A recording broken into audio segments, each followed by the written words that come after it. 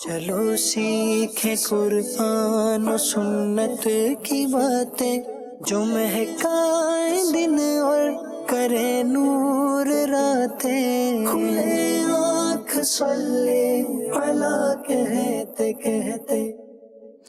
الحمدللہ رب العالمین، الصلاۃ والسلام علی سید الانبیاء والمرسلین، اما بعد فاعوذ باللہ من الشیطان الرجیم، بسم اللہ الرحمن الرحیم۔ الصلاۃ والسلام علیک یا رسول اللہ وعلی آلک واصحابک یا حبیب اللہ، الصلاۃ والسلام علیک یا نبی اللہ وعلی آلک واصحابک یا نور اللہ۔ نبی پاک صلی اللہ تعالی علیہ وآلہ وسلم نے ارشاد فرمایا، جس نے مجھ پر 100 مرتبہ درود پاک پڑھا تو اللہ تعالیٰ اس کی دونوں آنکھوں کے درمیان لکھ دیتا ہے کہ یہ نفاق اور جہنم کی آگ سے بری ہے، آزاد ہے، اور اللہ تعالیٰ اسے شہداء کے ساتھ، شہیدوں کے ساتھ رکھے گا۔ صلو علی الحبیب صلی اللہ تعالی علی محمد صلی اللہ علیہ وسلم، صلاۃ و سلام علیک یا سیدی یا رسول اللہ۔ آئیے رب تبارک و تعالیٰ کے پاک کلام کی تلاوت ترجمے کے ساتھ سنتے ہیں۔ اعوذ باللہ من الشیطان الرجیم، میں اللہ تعالیٰ کی پناہ میں آتا ہوں شیطان مردود سے۔ بسم اللہ الرحمن الرحیم، اللہ کے نام سے شروع جو نہایت مہربان رحم والا۔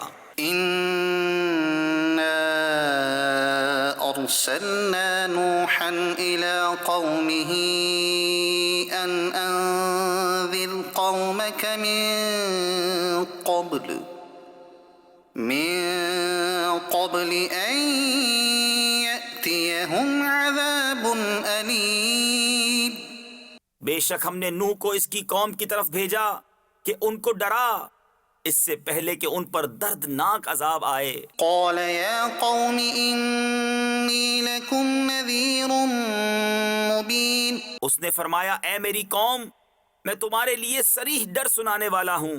أن اعبدوا الله واتقوه وأطيعون، کہ اللہ کی بندگی کرو اور اس سے ڈرو اور میرا حکم مانو۔ يغفر لكم من ذنوبكم ويؤخركم إلى أجل مسمى، وہ تمہارے کچھ گناہ بخش دے گا اور ایک مقرر میعاد تک تمہیں مہلت دے گا۔ إن أجل الله إذا جاء لا يؤخر، بے شک اللہ کا وعدہ جب آتا ہے ہٹایا نہیں جاتا۔ لو كنتم تعلمون، کسی طرح تم جانتے۔ قال رب إني دعوت قومي ليلا ونهارا، عرض کی، اے میرے رب، میں نے اپنی قوم کو رات دن بلایا، فلم يزدهم دعائي إلا فرارا، تو میرے بلانے سے انہیں بھاگنا ہی بڑھا۔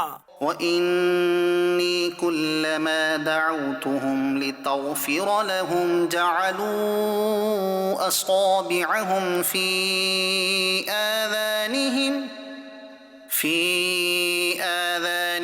واستغشوا ثيابهم وأصروا واستكبروا استكبارا، اور میں نے جتنی بار انہیں بلایا کہ تو ان کو بخشے، انہوں نے اپنے کانوں میں انگلیاں دے لیں اور اپنے کپڑے اوڑھ لیے اور ہٹ یعنی ضد کی اور بڑا غرور کیا۔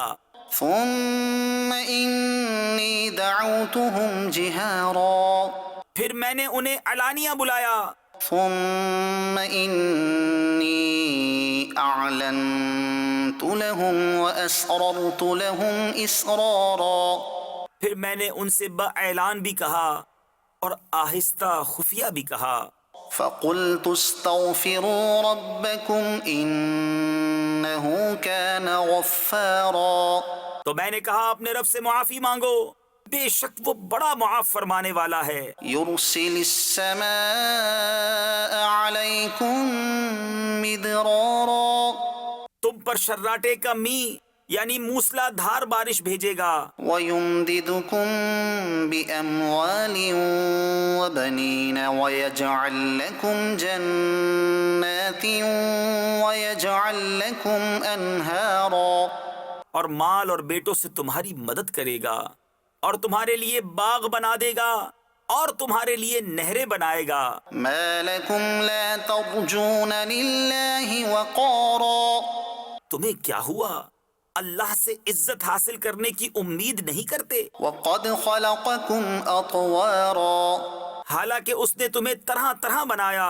صدق اللہ العظیم۔ اللہ تعالی ہمیں بے حساب بخشش کی خیرات عطا فرمائے اور مالک کریم ہم سب پر اپنا فضل کرم فرمائے، آمین۔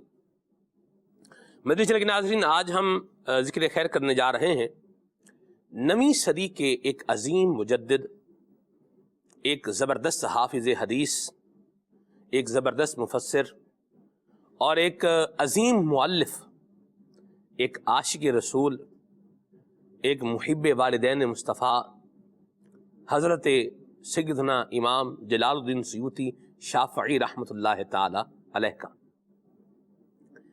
جنہیں نبی پاک صلی اللہ علیہ وسلم نے بشارت کے طور پر اپنی زبان فیض نشان سے شیخ الحدیث کا لقب عطا فرمایا۔ النور الصافر کے اندر یہ واقعہ موجود ہے، وہ کیا ہے وہ بھی آپ کو انشاءاللہ بتائیں گے۔ اور حضرت امام جلال الدین سیوطی شافعی رحمۃ اللہ تعالی علیہ، آپ وہ عظیم محدث تھے جنہیں 2,00,000 احادیث یاد تھیں۔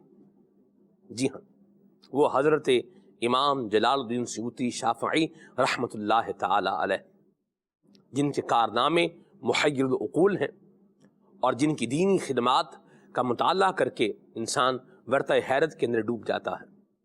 وہ عظیم محدث حضرت امام جلال الدین سیوطی شافعی رحمۃ اللہ تعالی علیہ، ان کا آج ہم اپنے پروگرام کے اندر ذکر کرنے جا رہے ہیں۔ ان کی ہسٹری آپ کو انشاءاللہ بتانے جا رہے ہیں، ان کی بایوگرافی آپ کو بتانے جا رہے ہیں، ان کی خدمات کیا رہیں یہ آپ کو بتانے جا رہے ہیں، اور نبی پاک صلی اللہ علیہ وسلم اور حضور کے والدین کریمین سے آپ کیسی محبت کرنے والے تھے، اس کا بھی انشاءاللہ الکریم پروگرام کے اندر ذکر رہے گا۔ اللہ تعالیٰ آپ کو آج کے دن کی برکتیں عطا فرمائے۔ حضرت قبلہ جناب قاری حکیم خلیل صاحب اتاری جزا مجدہ آپ ہمارے ساتھ پروگرام میں شامل ہیں۔ آئیے بھی کلام سنتے ہیں۔ صلو علی الحبیب صلی اللہ تعالی علی محمد۔ صلی علی نبینا صلی علی محمد صلی علی کریمنا صلی علی محمد۔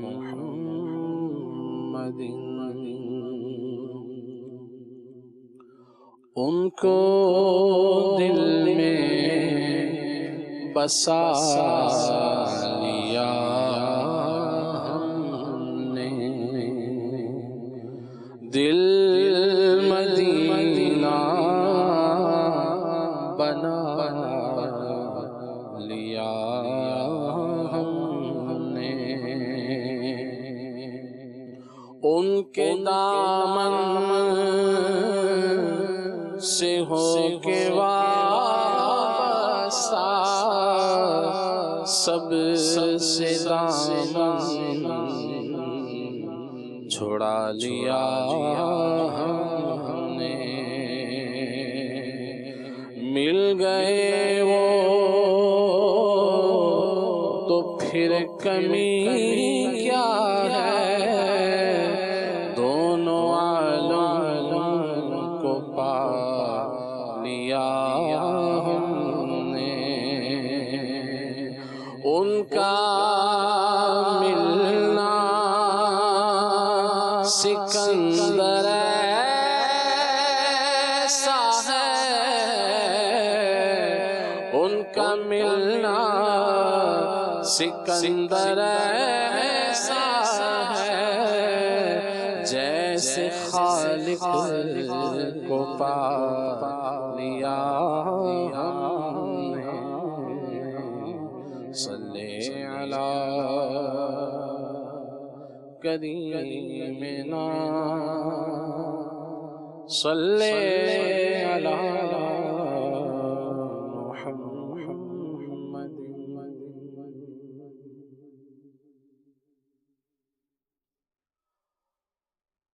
بشر وہ ہے جس کو تیری جستجو ہے بشر وہ ہے جس کو تیری جستجو ہے بشر وہ ہے جس کو تیری جستجو ہے وہی لب ہے جس پر تیری گفتگو ہے وہی لب ہے جس پر تیری گفتگو بشر وہ ہے جس کو تیری جستجو ہے بشر وہ ہے جس کو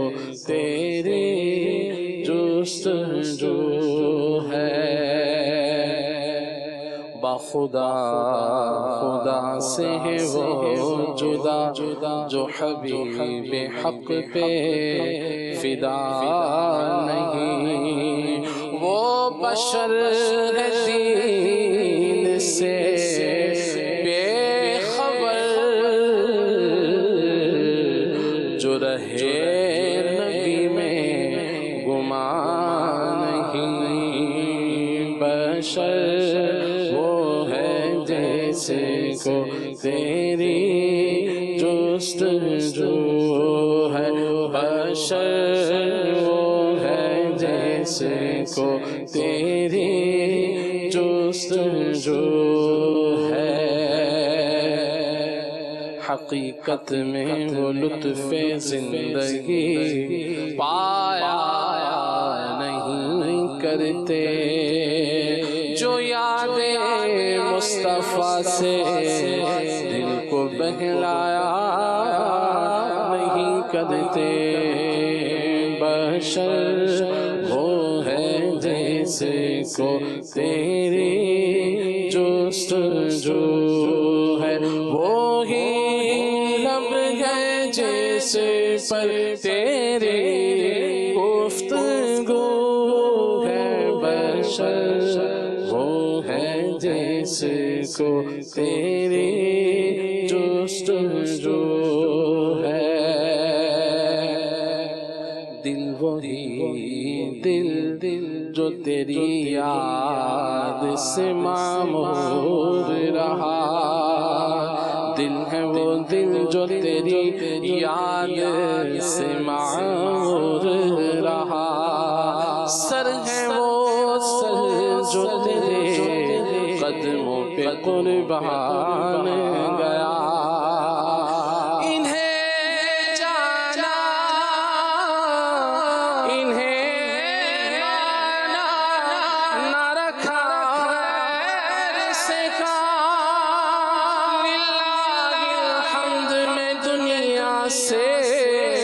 مسلمان گیا بشر وہ ہے جیسے کو تیری جستجو ہے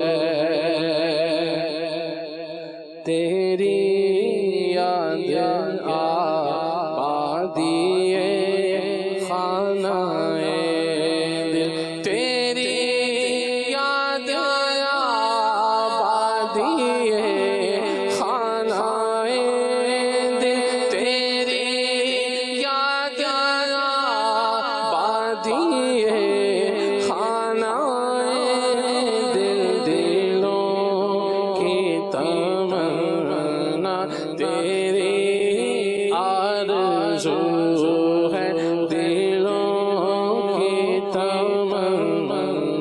تیری آرزو ہے تمہاری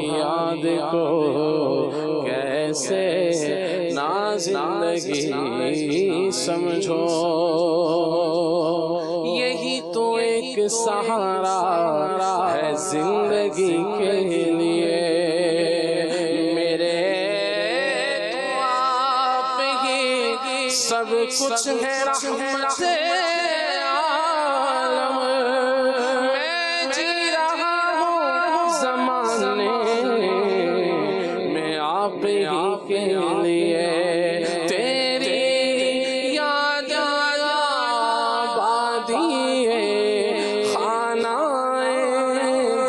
دلوں کی تمنا، تیری آرزو ہے دلوں کی تمنا، تیری آرزو ہے وہی لب ہے جس پر تیری گفتگو ہے، بشر وہ ہے جس کو تیری جستجو ہے،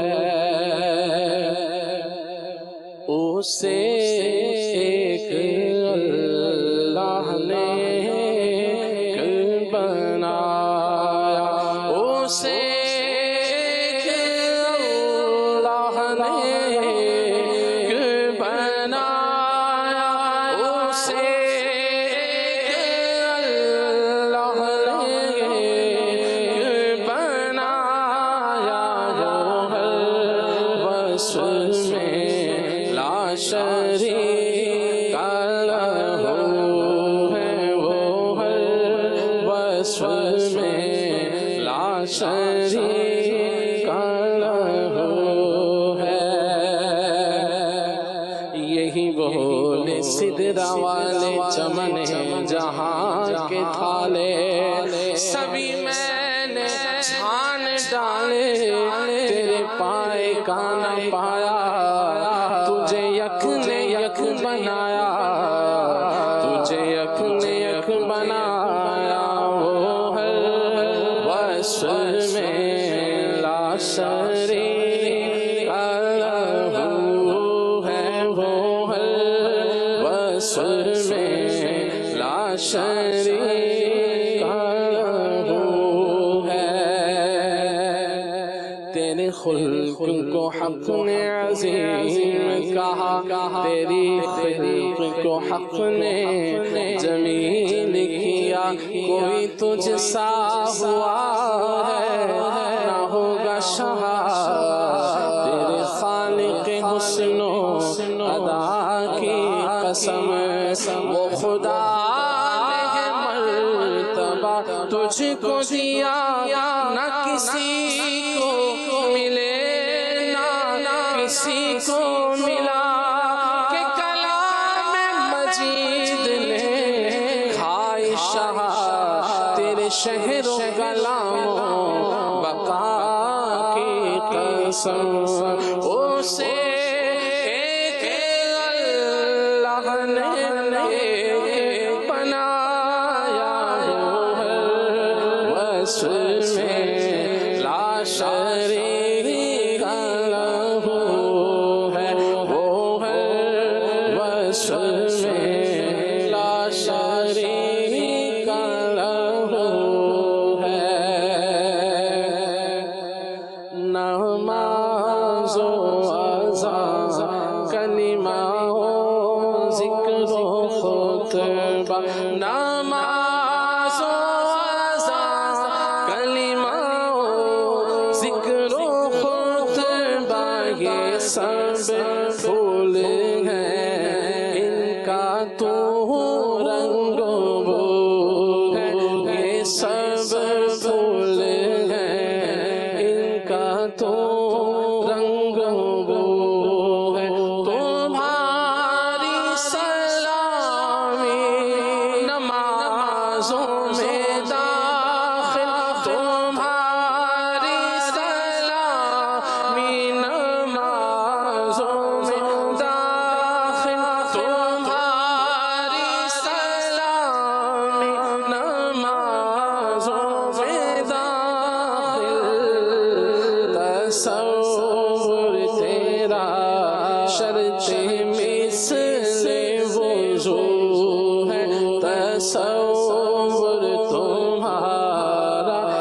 شرط مثل وضو ہے تصور تیرا، شرط مثل وضو ہے تصور تیرا، شرط مثل وضو ہے وہی۔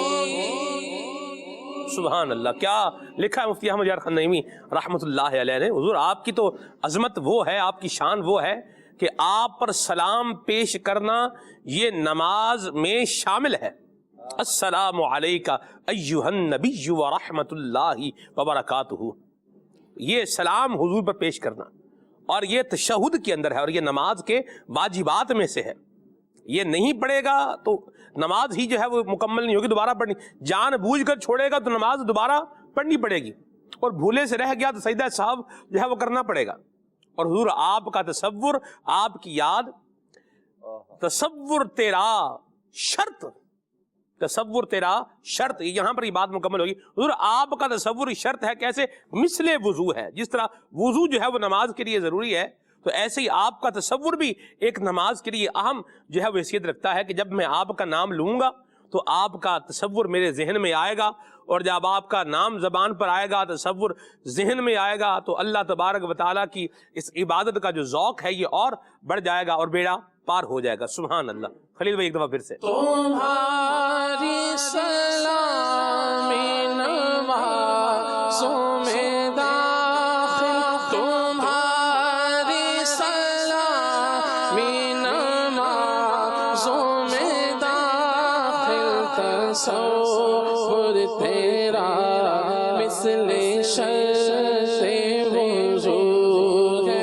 تصور تیرا شرط مثل وضو ہے، وہی لب گئے جس پر تیری گفتگو ہے، بشر وہ ہے جس کو تیری جستجو ہے،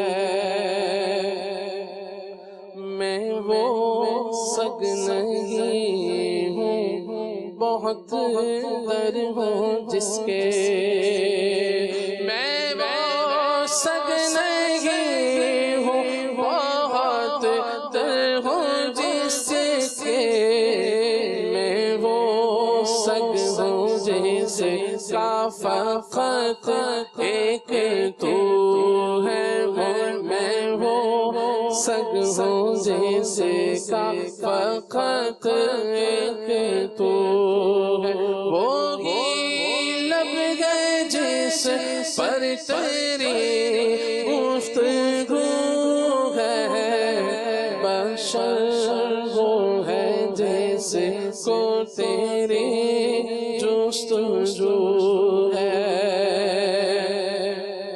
تمہاری اطاعت خدا کی عبادت، تمہاری اطاعت خدا کی عبادت، تیرا تذکرہ ذکر حق ہو بہو ہے، تیرا تذکرہ ذکر حق ہو بہو ہے، بشر وہ ہے جس کو تیری جستجو ہے، دم نزع سالک کا سر ہو تیرا در، دم نزع سالک کا سر ہو تیرا در، دم نزع سالک کا سر ہو تیرا در، یہی دل کی حسرت یہی آرزو ہے، یہی دل کی حسرت یہی آرزو ہے، نجم کی اے نبی آرزو ہے یہ عاشق زار کی آبرو ہے یہی آخری وقت سر تیرے قدموں میں ہو دید ہوتی رہے دم نکلتا رہے دم نزع سا لکھ کسر ہو تیرا در یہ دل کی حسرت یہی آرزو ہے یہی دل کی حسرت یہی آرزو ہے یہی دل کی حسرت یہی آرزو ہے بشر وہ ہے جس کو تیری جستجو ہے. یا مرحبا، سبحان اللہ، کیا خوبصورت کلام ہے مفتی احمد یار خان نعیمی رحمۃ اللہ علیہ کا. سبحان اللہ. اللہ تعالیٰ نبی کریم صلی اللہ علیہ وسلم کی ایسی محبت ہم سب کو عطا فرمائے، اور حضور اکرم نور مجسم صلی اللہ تعالیٰ علیہ وآلہ وسلم کی شفاعت بھی اللہ ہم سب کو نصیب فرمائے. حضرت امام جلال الدین سیوطی شافعی رحمۃ اللہ علیہ کا آج ہم ذکر کرنے جا رہے ہیں. یہ کون تھے، ان کا نام کیا تھا، کنیت کیا تھی، اور ان کو سیوطی کیوں کہتے ہیں؟ امام سیوطی کے نام سے بھی آپ مشہور ہیں. علامہ جلال الدین سیوطی شافعی رحمۃ اللہ علیہ کا نام عبد الرحمن تھا، اور آپ کی کنیت ابو الفضل تھی، اور آپ ایک علمی گھرانے سے تعلق رکھتے تھے. سبحان اللہ. آپ کے والد صاحب بھی جو ہے وہ بہت بڑے عالم دین تھے، اور آپ کے اجداد میں سے، آپ کے بزرگوں میں سے ایک بزرگ حمام الدین رحمۃ اللہ علیہ شیخ طریقت بھی تھے، عالم دین بھی تھے. اور ان کے بارے میں واقعہ آتا ہے کہ یہ جب بیت اللہ شریف میں حاضر ہوئے اور لبیک اللہم لبیک پڑھا تو جواب آیا کہ جو ہے وہ لبیک سعدی کا لبیک کا اس طرح کا جواب آیا. تو یعنی یہ ان کے جو آباء و اجداد میں بزرگ تھے، حمام الدین آپ کے دادوں میں سے تھے، تو وہ بھی ایک بڑے مرتبے پر فائز تھے. تو آپ کیونکہ ایک علمی گھرانے میں 849 ہجری میں پیدا ہوئے، اور عبد الرحمن آپ کا نام رکھا گیا. جلال الدین لقب جو ہے وہ آپ کے والد صاحب نے آپ کو عطا فرمایا تھا. سبحان اللہ. اور آپ کے والد صاحب جو ہے وہ مدرسہ شیخونیہ کے اندر جو ہے وہ فقہ کے مدرس تھے، اور جامع طولون تھا اس کے خطیب تھے، اور جو اس وقت کے خلیفہ تھے عباسی ان کے امام صاحب تھے. یعنی وہ بڑے اچھے بڑے مرتبے پر فائز تھے. صحیح. اور آپ نے جو ہے وہ ابھی آپ 3 سال کے تھے تو آپ کے والد صاحب اس وقت کے بہت بڑے علامہ کمال الدین ابن حمام صاحب فتح القدیر ان کے پاس لے گئے. اللہ. اور اسی طرح جو ہے وہ حضرت علامہ ابن حجر عسقلانی رحمۃ اللہ علیہ کے بارے میں آتا ہے کہ ان کی خدمت میں لے گئے. یعنی بچپن سے ہی جو ہے وہ ان بزرگوں کی صحبت نصیب ہوئی. اور آپ کے والد صاحب کا انتقال بچپن میں ہی ہو گیا تھا، یعنی 5 سال کے تھے تو آپ کے والد صاحب کا انتقال ہو گیا. تو جو ہے علامہ جو ہے حمام الدین کمال الدین رحمۃ اللہ علیہ انہوں نے مدرسہ شیخونیہ سے آپ کا وظیفہ جاری کر دیا تھا. تو یوں آپ نے جو ہے وہ علم کے مرکز کے اندر تربیت پائی. اس کے بعد جو ہے بڑے بڑے علماء سے جو ہے وہ انہوں نے فیض حاصل کیا. آپ فرمایا کرتے تھے کہ میرے 600 مشائخ ہیں، اللہ، جن میں سے 150 مشائخ وہ ہیں کہ جن کا مجھے بہت زیادہ قرب حاصل ہوا. تو اتنے بڑے جو ہے وہ مشائخ کی جب بارگاہ میں ایک جو ہے وہ علم حاصل کرنے والا بچہ جس کو علم حاصل کرنے کا شوق بھی ہے تو پھر جو ہے وہ اتنے بڑے مرتبے پر فائز کیوں نہیں ہوگا. آپ ایک طرف تو بہت بڑے فقیہ تھے اور شافعی فقیہ، اور ساتھ ساتھ جو ہے آپ محدث تھے. صرف محدث نہیں تھے بلکہ خاتم المحدثین آپ کا لقب ہے. اور پھر جو ہے وہ فقہ کے اندر آپ درجہ اجتہاد پر بھی فائز تھے. سبحان اللہ. تو یہ جو ہے وہ اتنے بڑے جو ہے وہ امام تھے، مجدد تھے، اور پھر بہت بڑے شیخ طریقت بھی تھے. سلسلہ شاذلیہ میں جو ہے آپ نے شیخ محمد بن عمر شاذلی رحمۃ اللہ علیہ سے بیعت کا شرف حاصل کیا. اور جو ہے وہ اسی سلسلے کے ایک شیخ طریقت سے بیت اللہ شریف کے سامنے جو ہے خرقہ خلافت بھی حاصل کیا. اللہ اکبر. تو یوں آپ مرجع البحرین تھے، یعنی یہاں پر بہت بڑے عالم تھے، وہاں بہت بڑے شیخ طریقت بھی تھے. سبحان اللہ. صاحب کرامت جو ہے وہ ولی اللہ بھی تھے. تو یعنی جتنے جو ہے وہ آپ ایک شخصیت کو دیکھ لیں کئی شخصیات ہوتی ہیں وہ بہت بڑے جو ہے وہ ولی ہوتے ہیں، کوئی شخصیت ہوتی ہے وہ بہت بڑے محدث ہوتے ہیں، کوئی شخصیت ہوتی ہیں وہ بہت بڑے فقیہ اور مفتی ہوتے ہیں. تو یہ سارے اصناف جو ہیں علم کے ان کے اندر جمع تھے، بلکہ معانی کے اندر، بیان کے اندر بھی ان کو، عربیت کے اندر بھی بڑا جو ہے وہ ملکہ حاصل تھا. آپ فرماتے ہیں کہ یہ جو فن ہے عربیت والا، یہ ایسا فن ہے کہ اس میں بھی جو اللہ پاک نے مجھے بہت نوازا تھا، اور میں نے جو ہے وہ جو عجمی طریقہ تھا اس کے بجائے عربی طریقے کو جو ہے وہ فالو کیا، اور یوں جو ہے بیان معانی کے اندر بھی جو ہے وہ اللہ پاک نے مجھے اتنا نوازا. سبحان اللہ. امام جلال الدین سیوطی شافعی رحمۃ اللہ علیہ نے اپنے والد ماجد کے حوالے سے بتایا کہ ذات الجنوب کی جو بیماری تھی، اس میں میرے والد صاحب کچھ دن جو ہے وہ مبتلا رہے، اور پھر آپ جو ہے وہ دنیا سے انتقال کیا آپ نے. تو یہ ذات الجنوب، یہ نمونیا جسے کہہ لیں آپ، ہمارے عرف عام کے اندر اس بیماری کو نمونیا کہتے ہیں. تو حدیث پاک میں ارشاد فرمایا کہ ذات الجنوب کی بیماری سے مرنے والا شہید ہے. تو نمونیا کی بیماری سے جو دنیا سے جائے گا تو اس کے لیے حدیث پاک میں ایک بشارت بھی ہے کہ یہ شہید ہے. جیسے طاعون کی بیماری ہے، اس سے دنیا سے جانے والا، اس کو بھی جو ہے وہ شہید کا درجہ جو ہے وہ بتایا گیا ہے. اور بھی کچھ بیماریاں ہیں، اس پر یہ شہادت کی بشارت بھی نبی پاک صلی اللہ علیہ وسلم نے عطا فرمائی ہے. امام سیوطی نے اسی موضوع پر ایک رسالہ لکھا ہے، واہ، کہ وہ کون سے ایسے اسباب ہیں، کون سی ایسی بیماریاں ہیں، کون سے ایسے ریزنز ہیں جن کی وجہ سے دنیا سے جانے والا شخص جو ہے اسے شہادت کا رتبہ اللہ کریم عطا فرماتا ہے. تمام روایات ہم نے جمع کر دی ہیں. باقی استاد صاحب نے فرمایا، مجمع البحرین ارشاد فرمایا کہ علم کا بھی اور طریقت کا بھی، عمل کا بھی آپ جو ہے وہ سمندر تھے. اللہ تعالیٰ اس کا صدقہ ہمیں بھی عطا فرمائے. نمونیا کی بات جو ہے وہ چل نکلی ہے، تو حکیم صاحب سے بھی کچھ ہم رہنمائی اس پر ابھی سے جو ہے وہ لے لیں کہ بچوں کو نمونیا بہت افیکٹ کرتا ہے، اور بچوں کے لیے تو بعض اوقات جان لیوا جو ہے یہ ثابت ہوتا ہے نمونیا. تو پہلے تو بتائیں کہ نمونیا ہوتا کیسے ہے، اور پھر اس سے حفاظت کے لیے کیا کرنا چاہیے. صلو علی الحبیب صلی اللہ تعالی علی محمد. اللہ کریم ہمارے مریضوں پر نازل رحمت فرمائے.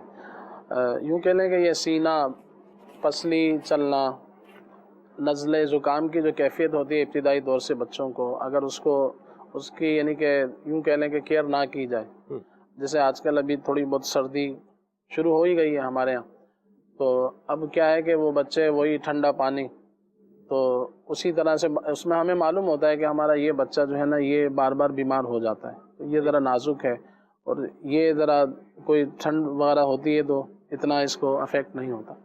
تو اس لیے پہلے تو یہی غور کرنا چاہیے کہ ہمارے گھر میں جب چھوٹے ہیں یا بڑے گھر کے جو بزرگ ہوتے ہیں تو ان کا اور بچوں کا خاص خیال رکھنا چاہیے. سردی گرمی کے جو بھی موسم کی تبدیلی ہوتی ہے اس میں خیال رکھنا چاہیے. پھر اسی طرح سے نمبر 2 کہ غذاؤں کا خیال رکھنا چاہیے کہ ہم نے ٹھنڈ میں کون سی غذاؤں کا اہتمام کرنا ہے، بچوں کے لیے خاص طور سے، بڑوں کے جو بزرگ ہوتے ہیں گھر کے ان کے لیے. تو اب پتہ چلے کہ سردی ہے، آپ کے گھر میں روٹین ہے کہ روز چاول پکتے ہیں، اب مزاج ہے مثال چاول ہوتے ہیں، سرد ہوتے ہیں، اب وہ روز اگر چاول بچوں کو کھلائیں گے تو ظاہر بات ہے کہ وہ اگر ٹھنڈ بھی ہے، پھر چاول بھی ہیں، پھر ٹھنڈا پانی بھی ہے، پھر وہ شوق میں جو ہے نا، وہ دیکھا ہے کہ بعض آئس کریموں کی دکانوں پر بھی رش ہوتا ہے کہ وہ ٹھنڈ ہوتی ہے تو ان کو ذرا شوق ہوتا ہے کہ ذرا ہم نکلیں. آئس کریم کھانے کا مزہ تو مطلب ٹھنڈ میں ہی ہے. میں تو اس پر میں تو حیران ہوں. یہ کہا جاتا ہے اور لوگ بڑے شوق سے جو ہے وہ آئس کریم کھاتے ہیں ٹھنڈ کے موسم میں. یہ ہے طبقہ ہے جی اس طرح کے ہوتے ہیں. تو ہونا یہ چاہیے کہ جب موسم کی تبدیلی ہے تو موسم کی تبدیلی کے اعتبار سے ہمیں اپنے سارے معاملات کو دیکھنا چاہیے، کھانے پینے کے اعتبار سے، اسی طرح سے بچوں کے اعتبار سے اگر ہم دیکھیں تو ان کے کپڑوں کے اعتبار سے کہ ان کو سردی گرمی کے حساب سے جو کپڑے پہنائے جائیں. پھر اسی طرح سے گھروں کے اندر بعض اوقات ہمارے یہاں کھلے جیسے گھر ہوتے ہیں، ہمارے یہاں بعض تو عام جیسے پورا گھر کھلا ہے، بعض فلیٹ ہوتے ہیں وہ تو پیک ہوتے ہیں، لیکن جیسے عام کھلے گھر ہوتے ہیں تو اس میں ہوا کا آمد و رفت بہت زیادہ ہوتی ہے.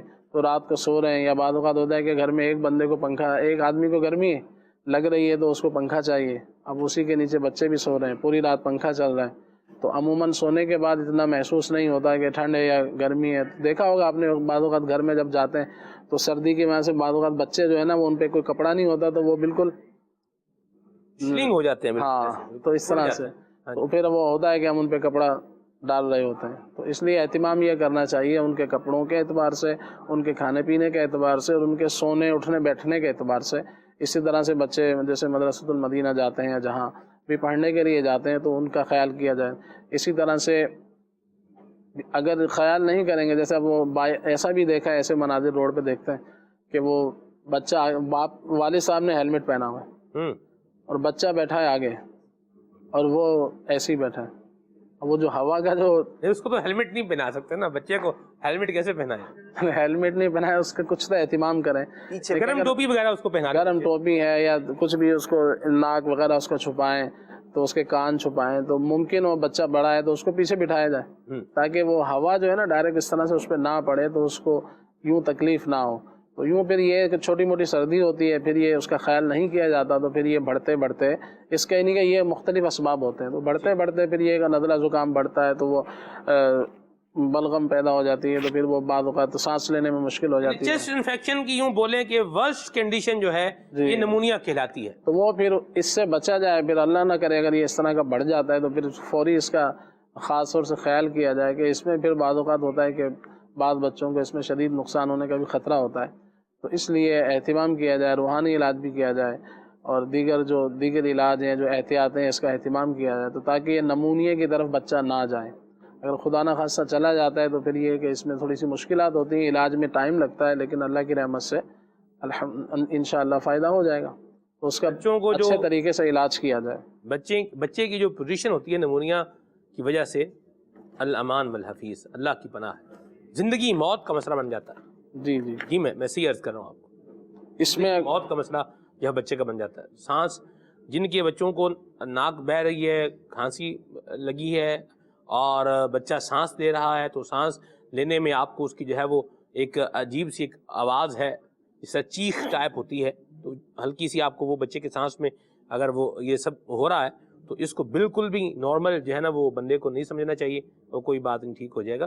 اس کا پراپر جو ہے وہ کیئر بھی کریں اور اس کا علاج بھی کریں، اور شروع سے کنٹرول کر لیں گے تو انشاءاللہ خیر ہو جائے گی. ورنہ پھر یہ نمونیا جب بگڑ جاتا ہے تو پھر یہ جان لیوا بھی ثابت ہو سکتا ہے. اللہ پاک ہم سب کی آل اولاد کو اس سے محفوظ رکھے. بچنے کے لیے بھی کچھ بتا دیں. کچھ تو جیسے میں نے غذاؤں کا عرض کیا، غذاؤں کا بھی اہتمام کریں، ٹھنڈی غذاؤں سے، چاول وغیرہ سے بچائیں، آلو سے، ٹھنڈے پانی وغیرہ سے، اس طرح سے. نمبر 2 کہ شہد کا گھر میں استعمال کیا جائے. اچھا شہد کہیں سے خالص آپ کو مل جائے. بچے کھاتے ہی نہیں ہے شہد، کیا کریں؟ سوال ہے. تو ہوتا تو میٹھا ہی ہے، تھوڑا تھوڑا اس کو چکھائیں. تو اگر وہ کھلائیں گے تو کھائے گا، اس کا جواب یہ ہے کھلائیں گے تو کھائے گا. جی تھوڑا تھوڑا چکھائیں موقع محل سے اس کو، تو وہ جب اس کا ذائقہ دیکھے گا تو امید ہے کہ انشاءاللہ امید ہے کہ پسند آ جائے گا. بعض اوقات ہوتا ہے کہ بچوں کو اس کا اتنا وہ ہوتا نہیں ہے. ابھی میں ایک بچے کی بات ہے، وہ پچھلے دنوں ان کو میں نے کسی کو کہا کہ اس کو جو ہے نا شہد تھوڑا سا پلائیں. وہ کہہ رہے نہیں یہ نہیں پیتا. میں نے کہا تھوڑا تھوڑا کوشش کریں. تو پھر اب یہ ہے کہ وہ بچہ پی لیتا ہے. ماشاءاللہ. اس سے یہ کہ بچوں کو تھوڑا سا آپ اس طرف لائیں. دوا ہے تو خدا نہ خاصہ اللہ نہ کرے نہیں دیتے، کوئی ایسے آپ اہتمام نہیں کرتے ہیں، کوئی بچاؤ کا اس طرح کی کوشش نہیں کرتے، خدا نہ خاصہ پھر بعد میں ڈرپ لگ رہی ہوتی ہے، انجیکشن لگ رہے ہوتے ہیں، تو وہ بھی لے ہی رہا ہوتا ہے. پھر تو کچھ نہ کچھ ان کو طریقہ کار سے، حکمت عملی سے دینا چاہیے. شہد کا استعمال ہے وہ مفید ہے. تو لیکن شہد ہو، یہ نہ ہو کہ وہ چینی گھلی ہوئی ہو، تو ظاہر بات ہے اس کا کوئی فائدہ نہیں ہے. تو اس میں گھر میں ایک آپ چیز بنا کے رکھ لیں، شہد کے اندر بنتی ہے. نمونیا کا مسئلہ ہے، پسلی چل رہی ہے، نزلہ بہہ رہا ہے، ناک بہہ رہی ہے، کھانسی ہے، تو اس طرح ٹھنڈ وغیرہ لگ گئی ہے، تو اس کے لیے انشاءاللہ یہ مفید رہے گا. وہ کرنا کیا ہے کہ جائفل 5 گرام تقریباً آپ لے لیجئے، اس کو پیس لیں. تو یہ جائفل مسالوں کے اندر استعمال ہوتی ہے. تو اس کے اوپر چھلکا بھی ہوتا ہے، اوپر جیسے اخروٹ کے اوپر ہوتا ہے، تو وہ چھلکا ہٹا دیجئے. اس کے بعد اس میں سے 5 گرام جائفل. اس کے بعد جو ہے وہ ادرک آپ لے لیجئے، جو تازہ ادرک ہوتی ہے، اس کو تھوڑا سا کوٹ کے اس کا 1 چمچ پانی نکال لیں. 2 چیزیں ہو گئی. اگر آپ کو ادرک تو ویسے گھر میں استعمال ہوتی ہے، ہر جگہ مل ہی جاتی ہے، تازہ مل جاتی ہے، تو وہ 1 چمچ ادرک کا پانی اور 5 گرام جائفل. پھر اس کے اندر تقریباً 6 گرام کالی مرچیں. واہ. کالی مرچیں فلفل سیاہ بھی کہتے ہیں اس کو. تو یہ 6 گرام یہ لے کے پیس کے یہ بھی اس میں شامل کر لیں. 3 چیزیں ہو گئیں. چوتھی چیز ہے کہ آپ شہد لے لیں تقریباً 100 گرام. 100 گرام شہد لے لیں. بیری کا شہد ہو تو بہت اچھا ہے، جیسے جو بیری کا کہلاتا ہے تو وہ کوالٹی میں اچھا ہوتا ہے، چھوٹی مکھی کا بیری کا. تو وہ لے کر 100 گرام وہ لے لیں. 100 گرام شہد، 5 گرام جائفل، اس کے اندر تقریباً 6 جو ہے وہ کالی مرچیں اور 1 چمچ چھوٹی چمچ ٹی اسپون جو ہوتا ہے وہ ادرک کا پانی، ان کو مکس کر کے آپ رکھ لیجئے. تو یہ بچوں کو جو ہے نا تھوڑا تھوڑا چٹاتے رہیں. سردی کا موسم ہوگا تو انشاءاللہ اس میں ان کو نزلہ زکام وغیرہ کے اعتبار سے اور جسم میں انشاءاللہ جو ہے سردی سے بچاؤ کا اہتمام بھی ہو جائے گا. اور خدا نہ خاصہ کسی کو ایسا نزلہ زکام وغیرہ ہے بھی تو اس میں بھی انشاءاللہ عز و جل فائدہ ہو جائے گا ماشاء اللہ. بڑی اچھی بات، بڑی آسان سی بات بتائیے خلیل بھائی نے ماشاء اللہ. تو اس کو گھر پہ ہی آپ بنا سکتے ہیں، خود ہی بنا سکتے ہیں ماشاء اللہ الکریم. تو یہ انشاءاللہ الکریم اپنی حفاظت بھی ہو جائے گی بچوں کی. بڑے بھی لے سکتے ہیں، بڑے بھی لے سکتے ہیں، بچے بھی لے سکتے ہیں. پھر ایک تعداد وہ ہوتی ہے کہ جن کو نا دائمی نزلہ رہتا ہے اور پھر جب یہ ٹھنڈ کا موسم آ جائے تو وہ بڑھ جاتا ہے، چھینکیں اور کھانسی اور نزلے کا سلسلہ ہو جاتا ہے. تو ان کے لیے یہ ہے کہ وہ تقریباً 7 بادام اور 21 کشمش جی یہ رات کو سوتے وقت جو ہے نا کھا لیں. اور بچے ہیں تو ان کو تھوڑا سا کم کر دیں، جیسے 2-3 بادام دے دیں، 8-10 کشمش دے دیں. تو یوں ان کو رات کو سوتے وقت دے دیں، پھر اس کے بعد مسواک وغیرہ کر کے منہ صاف کر کے آپ سو جائیں. اور یہ نہیں کہ اس کے بعد کھانا پینا نہ کریں. تو اس سے یہ روزانہ کر لیں. سردی کے موسم آنے سے پہلے بھی اگر یہ شروع کر لیں گے تو یہ 2-3 مہینے لگاتار کر لیں تو انشاءاللہ سردیوں کا موسم بہت اچھا گزر جائے گا. اور نزلہ زکام دائمی جن کو رہتا ہے تو انشاءاللہ اس میں بہت زیادہ اللہ کی رحمت سے انشاءاللہ فائدہ حاصل ہوگا. یا مرحبا ماشاء اللہ. اللہ آپ کو برکت دے خلیل بھائی اور اللہ ہم سب کی حفاظت فرمائے. حضرت امام جلال الدین سیوطی شافعی رحمۃ اللہ علیہ زبردست حکیم بھی تھے. جی ہاں، جس طرح آپ ایک زبردست محدث تھے، ایک زبردست جو ہے وہ مفسر تھے، زبردست ایک جو ہے وہ فقیہ تھے، اسی طرح آپ ایک زبردست حکیم بھی تھے. حضرت امام جلال الدین سیوطی شافعی رحمۃ اللہ تعالی علیہ. یہ یوں بولیے کہ ان کی برکت سے ہی ایک جو فن ان کو جو ہے وہ حاصل تھا اس کا چلیں کچھ تذکرہ بھی ہو گیا. اللہ پاک ہم سب کی حفاظت فرمائے، ہمارے بچوں کی بھی حفاظت فرمائے. آگے چلتے ہیں. استاد صاحب یہ بتائیے کہ امام سیوطی رحمۃ اللہ تعالی علیہ آپ کی جو علمی زندگی ہے اس کے بارے میں کچھ بتائیں. اسٹرگل کیسے کی امام سیوطی نے؟ جیسے آپ نے بتایا کہ ایک بڑے گھر میں پیدا ہوئے تو ان کی زندگی میں کچھ اسٹرگل بھی ہے یا بس وہیں سے وہ ہو گیا سلسلے کا سارا؟ پہلی بات تو یہ ہے کہ آپ جس گھر کے اندر پیدا ہوئے تھے وہ علمی گھرانہ تھا اور جو ہے علماء کی ان کو بچپن سے ہی صحبت حاصل ہوئی اور پھر جو ہے وہ انہوں نے ان کی خدمات میں حاضری دی اور پڑھنا شروع کیا. اور جیسے میں نے عرض کیا کہ 600 مشائخ کی خدمات میں یہ حاضر ہوئے. اب 600 یہ کہنا آسان ہے لیکن جو ہے وہ کسی کے پاس جانا پھر علم حاصل کرنا. اور 150 اساتذہ 150 اساتذہ تو ایسے تھے کہ آپ فرماتے ہیں کہ یہ میرے خاص استاذ ہیں. تو اگر جو ہے وہ 150 استاذ بھی ہیں، اگر ہم ایک دن بھی لگائیں تو 150 دن تو اسی میں گزر گئے. ایک دن تو نہیں لگتا، بعضوں کا سالوں گزر جاتے ہیں. اور پھر جو ہے وہ آپ کو شوق بھی تھا کہ مجھے کچھ بننا ہے، مجھے کچھ کرنا ہے. تو جب آپ جو ہے بیت اللہ شریف کے سامنے گئے تو آپ نے اللہ پاک سے 2 دعائیں کی. ایک جو ہے وہ فقہ کے حوالے سے کی اور ایک جو ہے وہ حدیث پاک کے حوالے سے کی. آپ نے دعا کی کہ یا باری تعالیٰ جو اس وقت زمانے کے بہت بڑے محدث ہیں علامہ ابن حجر عسقلانی رحمۃ اللہ علیہ، میں ان جیسا جو ہے وہ محدث بن جاؤں. اور ایک یہ دعا کی کہ اے پروردگار جو میرے جو استاذ ہیں علامہ سراج الدین علم الدین بلقینی رحمۃ اللہ علیہ، ان جیسا میں مفتی بن جاؤں. تو اللہ پاک آپ خود فرماتے ہیں کہ رب تعالیٰ نے میری یہ دعائیں قبول کی. محدث تو میں بن گیا. پوری دنیا میں جتنے محدثین ہیں ان سب سے زیادہ رب کی رحمت سے میرے پاس جو ہے وہ حدیث کا علم ہے. اور فقہ کے بارے میں فرماتے ہیں کہ اللہ پاک نے فقہ کی مجھے جو ہے مفتی بھی جو ہے وہ اللہ تعالیٰ نے مجھے بنایا. لیکن جو میرے استاد تھے نا علامہ علم الدین بلقینی رحمۃ اللہ علیہ، یہ جو ہے وہ مجھ سے کچھ فائق تھے. تو ورنہ اللہ پاک نے مجھے فقہ جو ہے وہ اس کا ہی بڑا علم عطا فرمایا. بلکہ آپ یہاں تک فرماتے ہیں کہ اللہ پاک نے مجھے درجہ اجتہاد جو ہے وہ عطا فرمایا. کیا بات. اور اجتہاد کا جو درجہ ہے یہ ہر ایک کو نہیں ملتا. یعنی مجتہد جو ہے وہ بہت کم ہوئے ہیں اگر تاریخ پر نظر ڈالیں تو آپ مجتہد بھی تھے. اور لیکن آپ فرماتے ہیں کہ میں امام شافعی رحمۃ اللہ علیہ کی فقہ سے باہر نہ نکلا. اور حضرت امام نووی رحمتہ اللہ علیہ کی ترجیح سے باہر نہ نکلا.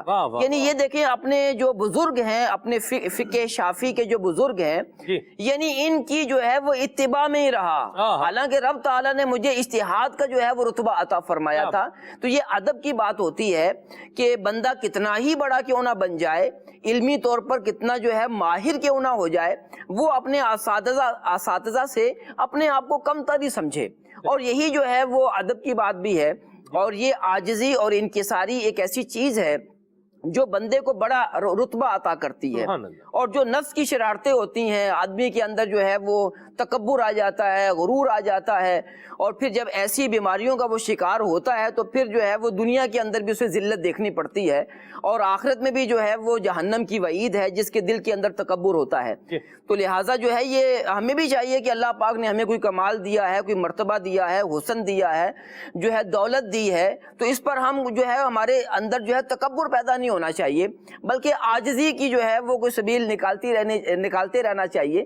وہ اعمال اختیار کرنے چاہیے جس سے عاجزی ہمارے اندر پیدا ہو، ورنہ جو ہے وہ ذلت مقدر بن جاتی ہے. اللہ بچائے. اللہ تعالیٰ ہمیں یہ شر سے اور تکبر سے اللہ محفوظ فرمائے. علم کا بھی بعض کا بندے کو تکبر ہوتا ہے، پیسوں کی وجہ سے بھی آ جاتا ہے، اختیار کی وجہ سے بھی آ جاتا ہے، علم کی وجہ سے بھی آ جاتا ہے. بندے کے پاس نالج ہو تو اس وجہ سے بھی بندہ سمجھتا ہے یار میں بڑی چیز ہوں، اور سامنے تو یہ لوگ جو ہیں تو بس ایسے ہی ہیں معاذ اللہ.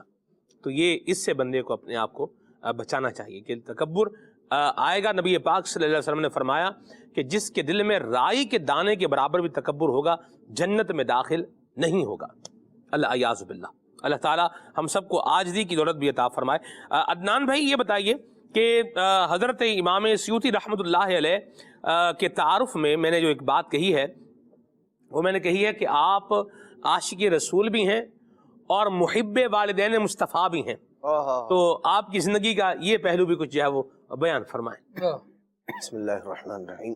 حضرت سیدنا امام جلال الدین سیوطی شافعی رحمۃ اللہ تعالی علیہ یہ عشق رسول نبی پاک صلی اللہ تعالی علیہ وآلہ وسلم کی ذات پاک کے ساتھ تعلق، یہ بھی آپ کے امتیازات میں سے ایک امتیاز ہے کہ اللہ تبارک و تعالی نے جو شرف آپ کو عطا فرمایا.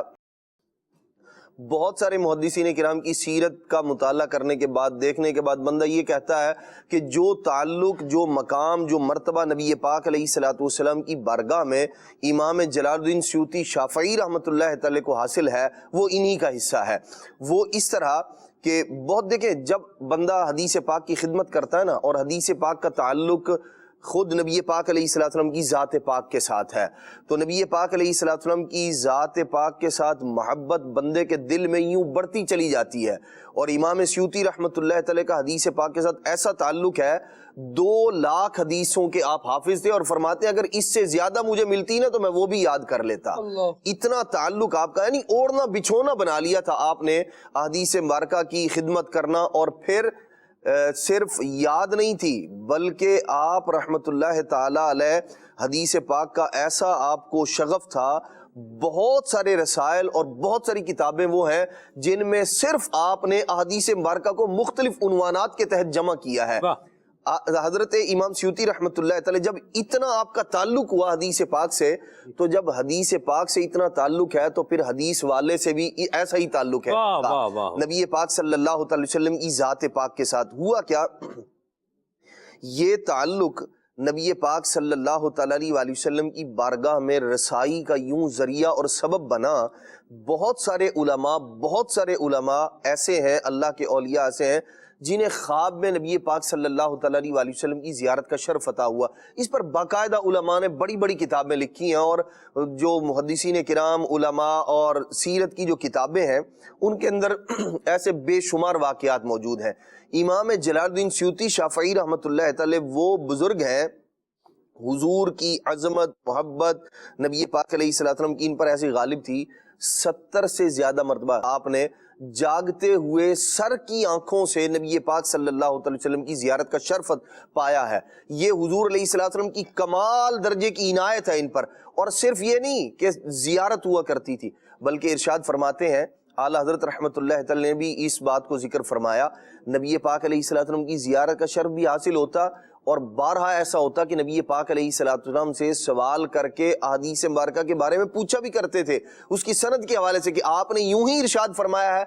नबी पाक अलैहिस्सलाम फरमाते हाँ मैंने यूं ही इरशाद फरमाया है, तो आप उसकी सनद की तौसीक कर दिया करते थे कि भाई ये सनद दुरुस्त है। यानी ऐसा मकाम व मर्तबा, और ये कमाल दर्जे के ताल्लुक पर दलालत करता है कि नबी पाक सल्लल्लाहु अलैहि वसल्लम की ज़ात पाक के साथ आपका ताल्लुक ऐसा है। और फिर जब बात नबी पाक अलैहिस्सलातु वस्सलाम के वालिदैन करीमैन की अज़मत और रिफ़अत पर आई, तो इमाम स्यूती रहमतुल्लाह तआला वो हैं, एक शोरिश थी, या यूं कह लें कि एक बाज़ लोगों का ये ख्याल था, या यूं कह लें कि मुस्तकबिल में इस तरह का कोई फितना उभरने वाला था जो नबी पाक अलैहिस्सलाम के वालिदैन करीमैन के मुतालिक, ये हुजूर के आबा व अजदाद हज़रत सैयदना आदम अला नबीना व अलैहिस्सलाम से लेकर नबी पाक अलैहिस्सलाम तक हुजूर के नसब की तहारत और पाकीज़गी पर इमाम जलालुद्दीन स्यूती शाफ़ई रहमतुल्लाह तआला ने एक नहीं 6 रिसाले आपने जो किताबों की सूरत में है अरबी ज़बान में आपने तहरीर फरमाए, और एक से बढ़कर एक दलाइल और बराहीन के अंबार से भरे हुए रसाइल नबी, और हर एक अलहदा मौजू पर हुजूर अलैहिस्सलातु वस्सलाम की वालिदा मोहतरमा के मुतालिक अलहदा, नबी पाक अलैहिस्सलातु वस्सलाम के हज़रत आदम अलैहिस्सलातु वस्सलाम से लेकर और बाद तक के जो आबा व अजदाद हैं उनका तज़किरा, उनके नाम लेकर उनकी सीरत नहीं, उनके नसब की तहारत और पाकीज़गी और उनके ईमान पर दलालत करने वाले दलाइल और बराहीन से आपने उन्हें मुज़य्यन फरमाया, और ज़माने भर में ये रसाइल राइज हैं, और दुनिया जो है वो हज़रत इमाम स्यूती रहमतुल्लाह तआला के इस कारनामे पर फ़ख्र करती है कि आपने जो काम हुजूर अलैहिस्सलातु वस्सलाम के आबा व अजदाद के नसब की तहारत पाकीज़गी और उनके ईमान पर जो आपने काम किया है, वो मुहद्दिसीन किराम में आप ही का हिस्सा है। सुभान अल्लाह, सुभान अल्लाह। और ये जाहिर सी बात है, हुजूर से भी प्यार है, हुजूर के वालिदैन से भी ईमान वाले को क्या होगा, प्यार ही होगा। और सुभान अल्लाह, अल्लाह ताला हमें मोहब्बत भी नसीब फरमाए और इताअत भी अता फरमाए। दोनों चीज़ें होनी चाहिए, मोहब्बत भी होनी चाहिए और इताअत भी होनी चाहिए। मोहब्बत पहला कदम है, मोहब्बत होगी तो अल्लाह की रहमत से क्या है, ये इताअत भी आएगी। अल हबीबु लिमन युहिब्बुहु मुती, मोहब्बत करने वाला जिससे मोहब्बत करने वाला होता है उसकी इताअत भी करता है, उसकी पैरवी भी करता है। तो हुजूर के वालिदैन करीमैन के हवाले से आपका ये एक बड़ा ज़बरदस्त जो है वो कारनामा है जो अदनान भाई ने बयान किया। और खालिद भाई मुझे ये कहने दें कि बहुत से मुहद्दिसीन ने जो दलाइल लिए, ये हज़रत इमाम स्यूती रहमतुल्लाह ताला अलैह के बयान किए हुए दलाइल को जो है वो आगे जिक्र फरमाया है। सुभान अल्लाह। और इमाम स्यूती रहमतुल्लाह ताला अलैह उनके फ़न हदीस के हवाले से तो ख़ास शगफ़ था आप रहमतुल्लाह ताला अलैह को। तो कई वो अहादीस जिनके बारे में उलमा ने कहा कि यानी दर्जा सेहत से उन्हें खारिज करार दिया, तो आप रहमतुल्लाह ताला अलैह ने ख़ुद तहकीक फरमाई और अपनी तहकीक के मुताबिक कई अहादीस के बारे में इरशाद फरमाया कि यह जो हैं वो जो हदीसें हैं ये कबूलियत के दर्जे पर हैं, हदीस हसन है या सही के दर्जे पर आती हैं, और फिर उनके तुरुक को बयान किया। उनमें से बड़ी मशहूर हदीस हमें दर्स गाहों के यूँ समझें कि माथे का झूमर वो अहादीस नज़र आती हैं, जिसमें से ये भी है तलबुल इल्मी फरीदतुन अला कुल्ली मुस्लिमिन। इस हदीस के बारे में उलमा ने इसको ज़ईफ़ करार दिया और उनकी एक तहकीक रही और इस पर बड़ा उन्होंने कलाम करके कहा कि ये हदीस हमें इसकी सनद जो है वो ज़ईफ़ है, ज़ौफ़ के दर्जे में है। तो इमाम सुयूती रहमतुल्लाह ताला ने इरशाद फरमाया मुझे इस हदीस के 50 से ज़ायद तुर्क मालूम है, 50 से सनदें उसकी मालूम है, और मैं उन सनदों के बिहाफ पर यह बात करता हूँ कि यह हदीस ज़ईफ़ नहीं है बल्कि दर्जा सेहत पर फाइज है, इसकी सनद दुरुस्त है। आप रहमतुल्लाह ताला ने इस बात को बयान किया। ऐसे ही आपके दौर में एक बेचारे को बंदे को सनद नहीं पता नहीं होता सनद है क्या, तो ये हदीस अल्लाह अकबर, आपका पता नहीं कभी वास्ता पढ़ा है कि नहीं पढ़ा, मेरा तो पढ़ा है। अदनान भाई उस्ताद साहब किबला तो दालिफ्ता में भी माशाल्लाह खिदमत सर अंजाम दी हैं। एक रिवायत मैंने जो है ना वो जी के सामने पढ़ी, तो मुझे वो कहते हैं कि ये रिवायत ये ज़ईफ़ रिवायत है। बाज़ औक़ात बंदा जिसको 2 लफ्ज़ मालूम होते हैं ना, वो बेचारा फिर वो 2 लफ्ज़ क्या ही होता है वो। बहरहाल मुझे कहते हैं कि ये ज़ईफ़ रिवायत है। तो मैंने कहा आप पहले तो मुझे बताएं हदीस ज़ईफ़ कौन सी होती है और ये ज़ईफ़ क्यों है, किस वजह से ये ज़ईफ़ है। اس کی علت بتائیں، کس راوی میں کلام، پہلے تو سند سنائیں، سند سنانے کے بعد جس راوی پر ہے اس راوی کا نام بتائیں، اور اس راوی پر کیا کلام ہے وہ کلام بتائیں، تو اس کے بعد پھر آگے بات چلے گی۔ تو یہ تو عالموں کی باتیں ہیں نا۔ اللہ اکبر، جی نہیں وہ پھر خاموش ہو گئے۔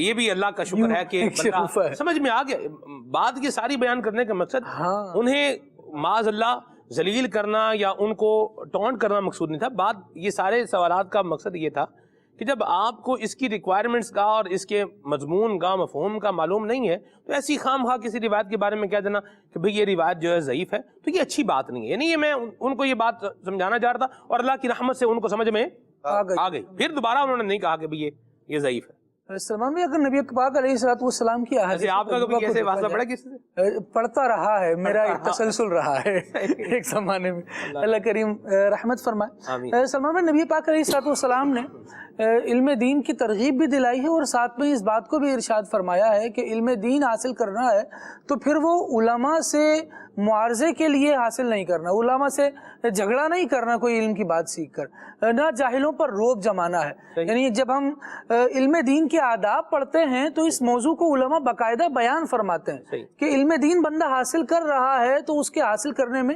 نیت کیا ہونی چاہیے۔ کبھی کبھار ایسا ہوتا ہے کہ وہ علم باقاعدہ تو حاصل نہیں کیا ہوتا لیکن ہوا کے زور پر نا کوئی آواز کانوں تک ٹکرائی ہوتی ہے کہ اگر کسی کی بات کو نہیں ماننا تو یہ دو لفظ اس کے آگے لگا دیے جائیں، یہ یوں ہے، یہ یوں ہے۔ اچھا، جو دو لفظ لگا دیے جس میں سے آپ نے بات ارشاد فرمائی یہ ضعیف ہے، تو ان دو لفظ میں بھی دوسرا لفظ بھی بتاؤں میں، دوسرا لفظ ہمارے مطالعے میں سے نہیں گزری، یہ بھی ایک ہے، کریں گے تو ہمارے مطالعے میں سے، ہماری معلومات میں سے تو نہیں گزری۔ بھئی آپ نے کتنی روایتیں آپ نے پڑھی ہوئی ہیں، کتنی حدیث کا مطالعہ کیا ہوا ہے آپ نے، اس پر ہی بندہ غور کر لے تو پھر یہ تو مطلب جس نے بہت بڑا شیخ الحدیث ہو، جس کو ہزاروں سینکڑوں روایتیں جو ہے وہ یاد ہوں، مطالعے میں سے گزری ہوں، وہ بولے میرے مطالعے میں نہیں گزری تو بندہ بولے یار ہاں بھئی ٹھیک ہے ان کے مطالعے میں نہیں گزری، تو بندہ اس پر غور کرے، اس کی تحقیق کرے، اس کا ریفرنس نکالے، حوالہ نکالے۔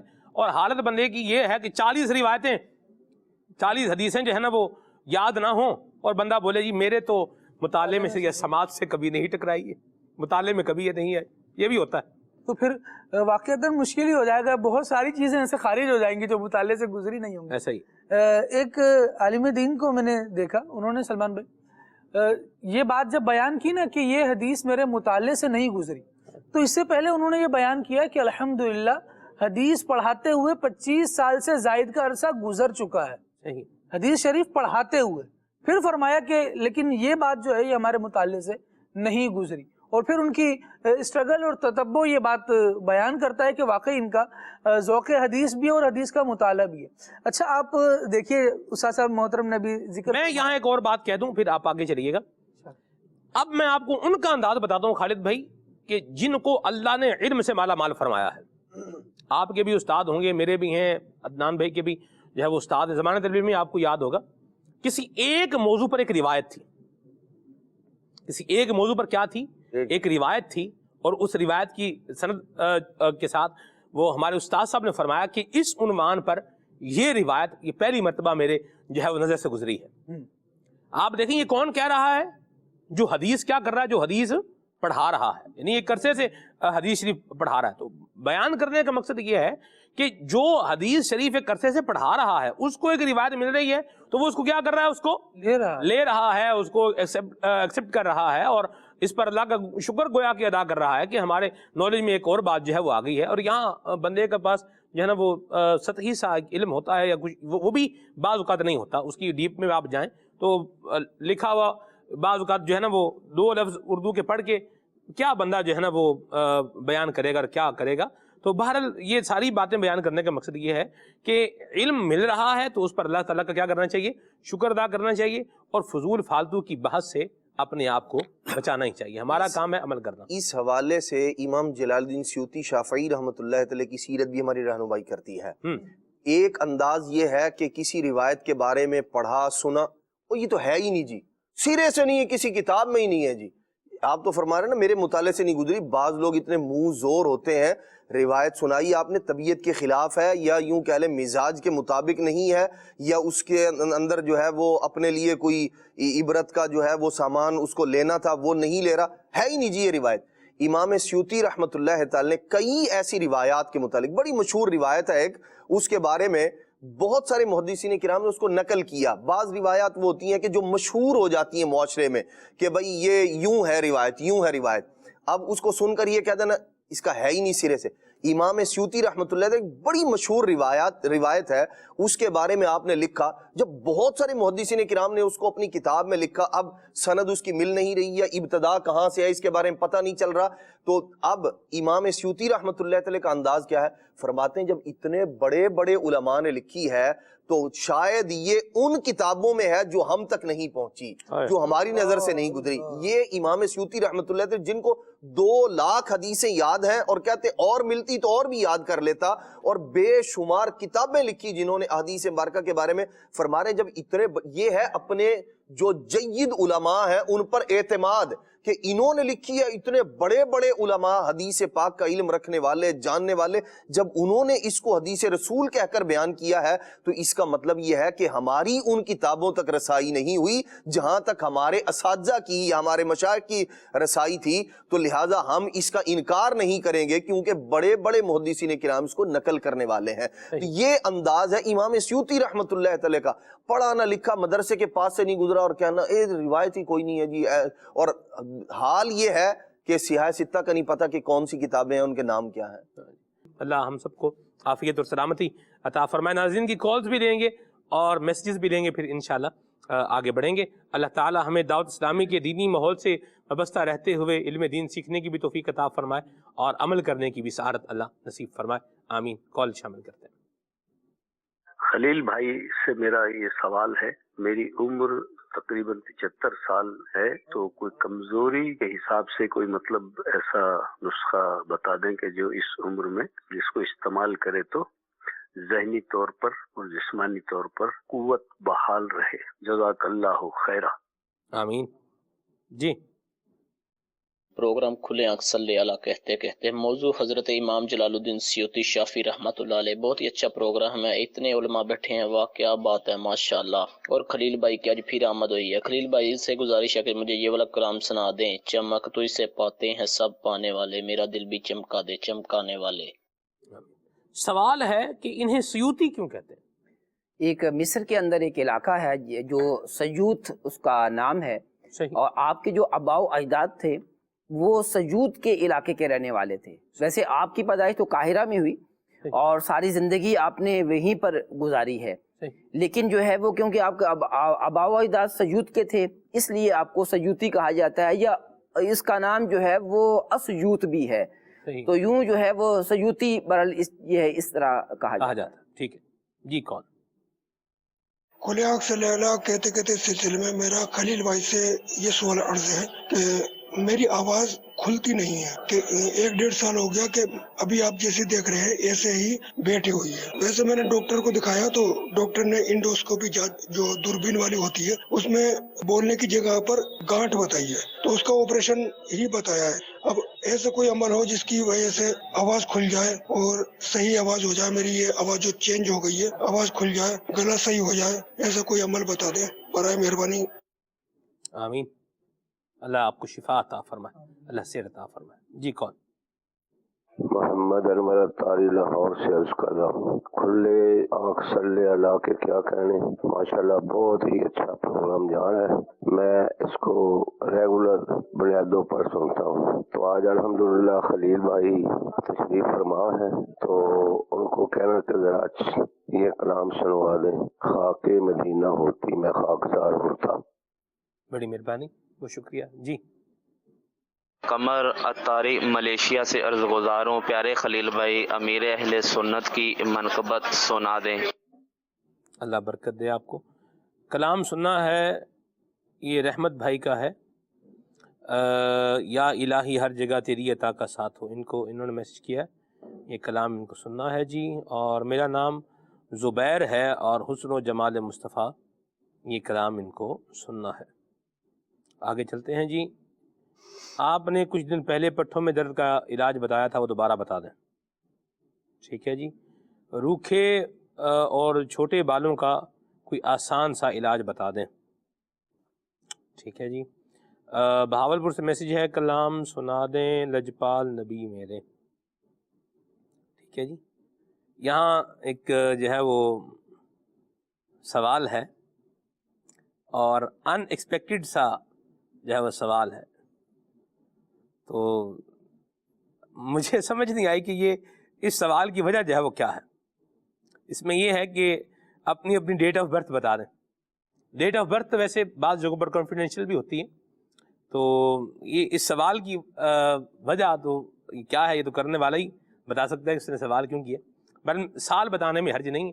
میرا 1986 کی تاریخ پیدائش 1986 سال ہے، باقی مہینہ اور دن جو ہے اس کو رہنے دیں آپ. جی میرا نام علی رضا تری ہے، میں سوئی ضلع ڈیرہ بگٹی بلوچستان سے عرض کر رہا ہوں. میری نعت خواہ اسلام بھائی سے گزارش ہے کہ مجھے یہ سنا دیں. کعبے کی رونق، کعبے کا منظر، اللہ اکبر اللہ اکبر.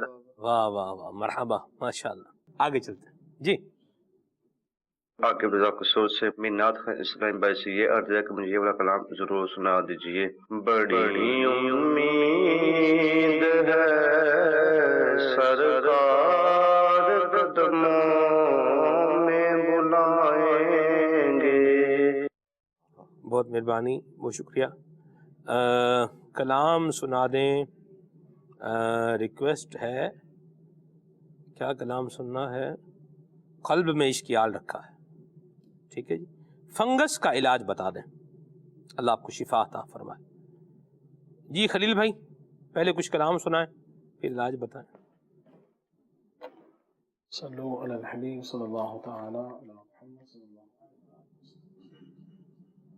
خاک مدینہ ہوتی، خاک مدینہ ہوتی، میں خاک سار ہوتا، ہوتی رہے مدینہ، ہوتی رہے مدینہ، میرا غبار ہوتا. آقا اگر کرم سے طیبہ مجھے بلاتے،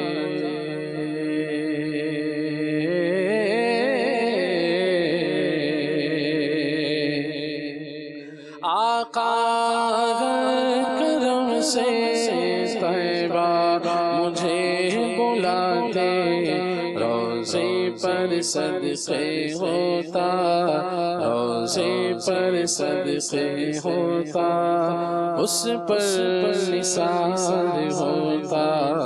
خاک مدینہ ہوتی، خاک مدینہ ہوتی، میں خاک سار ہوتا.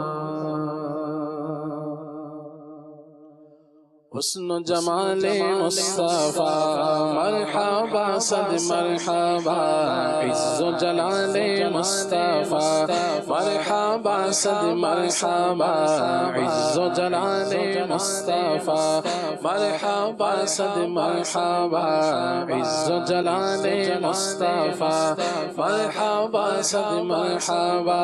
نیچی آنکھوں کی شرم و حیا پر دور، اونچی بینے کی رفعت پہ لاکھوں سلام.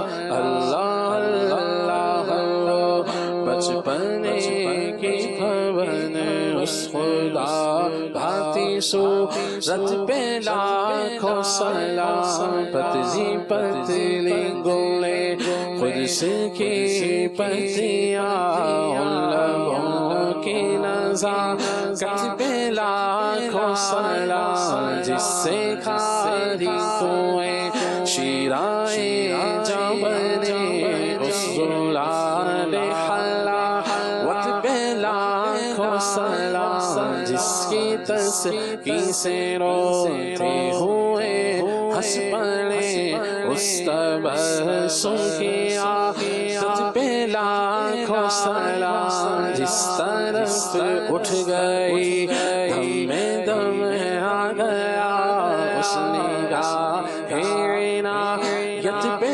لاکھوں سلام، جس کو بار دعا لمچی پرواہ نہیں، ایسے بازو کی قوت پہ لاکھوں سلام۔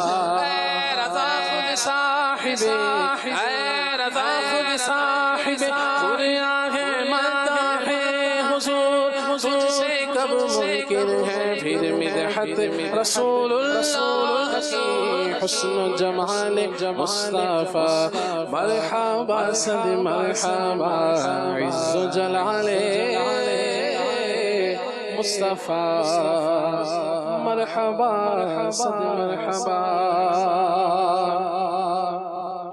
قلب میں شعال رکھا ہے،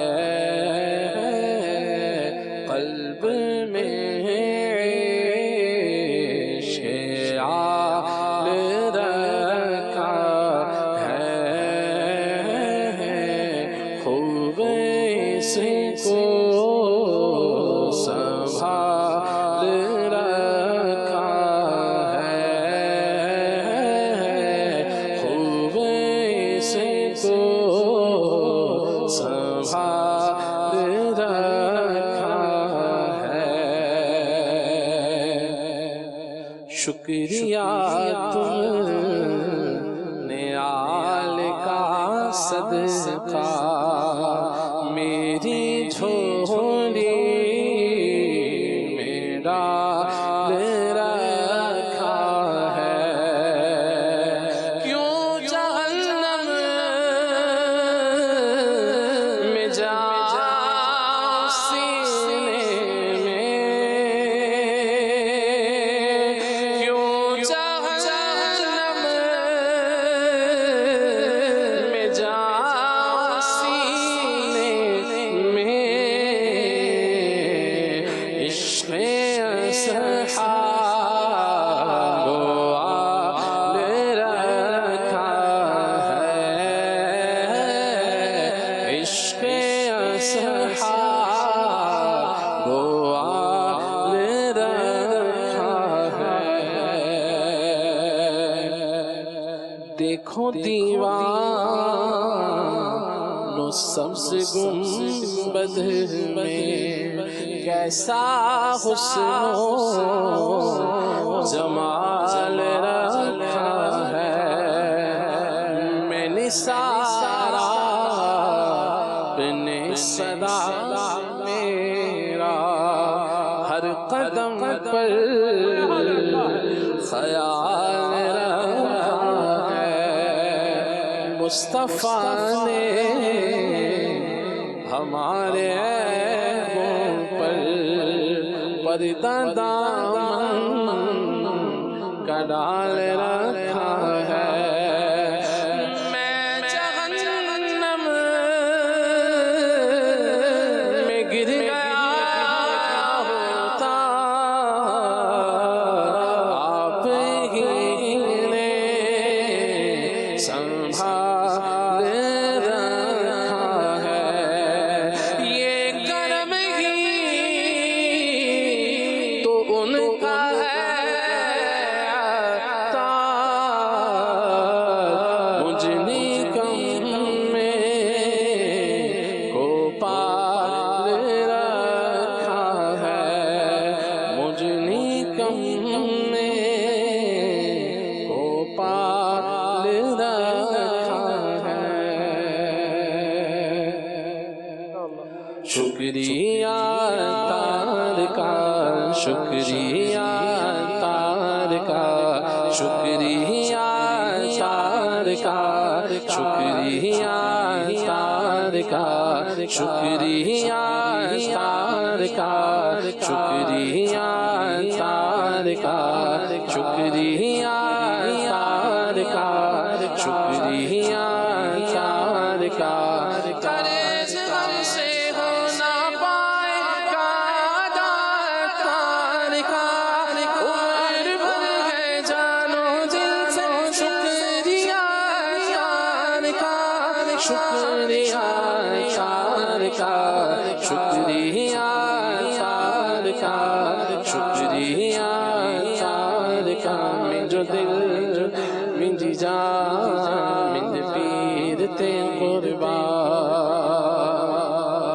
ਸਾਡਾ ਦਿਲ ਸਾਡੀ ਜਾਨ ਸਾਡੇ ਪੀਰ ਤੇ ਕੁਰਬਾਨ ਮੇਰਾ ਦਿਲ ਮੇਰੀ ਜਾਨ ਮੇਰੇ ਪੀਰ ਪਰ ਕੁਰਬਾਨ ਜਾਦੀ ਜੈ مدنی چینل جو خیر ہے مکمل جاری ہے مدنی چینل جو خیر ہے مکمل بچے بڑے سبھی امید کا ہے یہ پل کیسا حسین تحفہ کیسا حسین تحفہ کیسا حسین تحفہ عطار نے دیا ہے پوچھو نا ہم سے کیا کیا عطار نے دیا ہے شکریہ تار کا شکریہ تار کا شکریہ تار کا شکریہ ماشاءاللہ خلیل بھائی اللہ برکت دے۔ ایک بات ہے، رکن شورا سے سوال ہے، آپ کے بھی کافی اسفار رہتے ہیں، آپ اپنے سفر کی کوئی بات جو ہے وہ بتائیں۔ سفر تو بہت سارے ہوتے ہیں، اور ابھی میں نے پچھلے دنوں بہاول نگر کا سفر کیا تھا، اسے میں نے تحریر بھی کیا، انشاءاللہ 100 صفحات ہو چکے ہیں، مزید بھی کئی اور بھی اسفار تھے جی۔ تو اب باتیں تو بہت ساری ہوتی ہیں، اب جو ہے وہ علماء مشائخ سے ملاقات کا سلسلہ بھی ہوتا ہے، مدنی مراکز میں جانا بھی ہوتا ہے، تو اب جو ہے وہ ایک دم سے سوال ہوا تو ایسا کوئی واقعہ تو میرے ذہن میں نہیں آ رہا کہ جسے سنایا جائے جس میں ایسا کوئی سبق چھپا ہوا ہو، تو میں سنا دوں جی آپ کی اجازت سے۔ رکن شورا کے ساتھ میں نے ملتان شریف کا سفر کیا، تو گرمی کے دن تھے، اور گرمی بھی کیسی تھی کہ ملتان شریف کی گرمی، استاد صاحب کو سارا احوال یاد آ گیا ہوگا جی بالکل آ گیا۔ اللہ حضرت بھی جو ہے وہ سلمان بھائی بھی ساتھ تھے، مدنی چینل کے ناظرین، اور میں نے ان سے ہم بات کر رہے تھے کہ ہمیں لوئر اے سی میں جانا ہے یا پھر جو ہے اکانومی میں ہی چلے جائیں، تو میں نے ان کا ذہن بنایا اکانومی میں ہی چلتے ہیں، تو بہرحال ہم جو ہے وہ ریل میں بیٹھ گئے اور سلمان بھائی میرے ساتھ تھے، اور میں نے کہا چلیں ٹھیک ہے، یہ میرے ساتھ ہیں تو ایک اچھا سہارا ہو جائے گا، میری بھی خدمت کریں گے یہ، یعنی ایسا یہ ذہن میں آ رہا تھا۔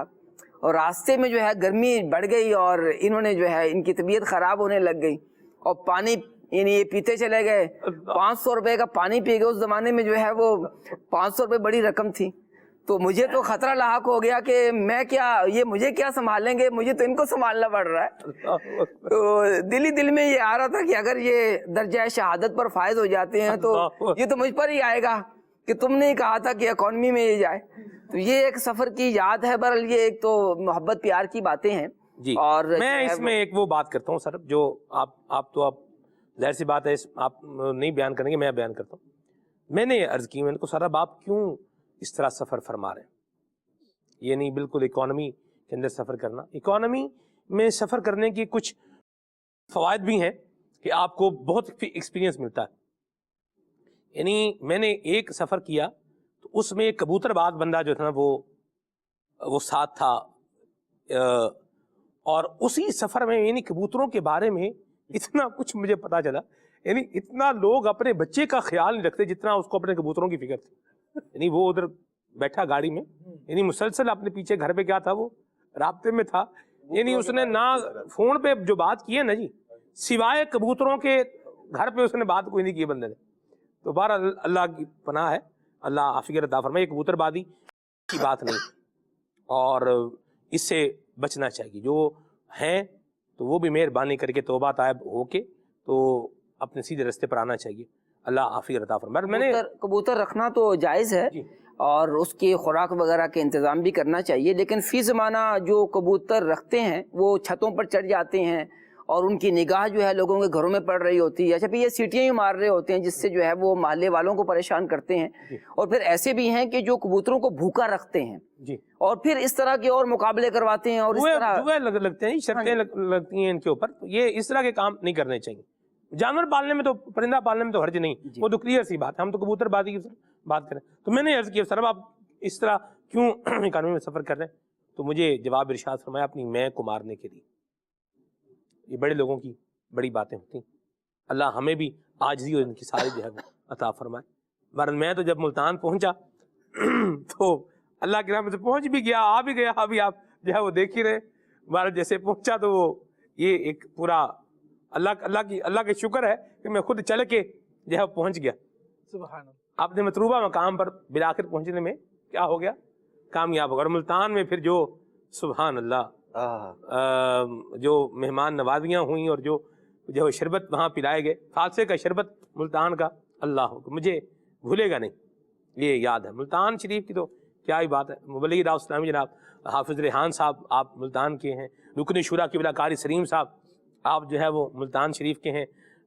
مجلس حج و عمرہ کے بڑے جید ماشاءاللہ جو ہے وہ رکن ہے حاجی الحاج جناب سلیم بلالی صاحب. حج 2023 میں بھی الحمدللہ کچھ وقت ہمیں ساتھ گزارنے کا جو ہے موقع ملا. حاجی ندیم صاحب ہیں, حاجی ندیم صاحب ہیں, اویس بھائی ہیں. سبحان اللہ, بالکل ایسی بات ہے جی. تو کیا ہی بات ہے, لوگ وقت گزر جاتا ہے, یادیں زندگی میں ایڈ ہو جاتی ہیں. بھارت اللہ ہم سب کو عافیت کے سائے میں رکھے اور سلامتی کے سائے میں رکھے.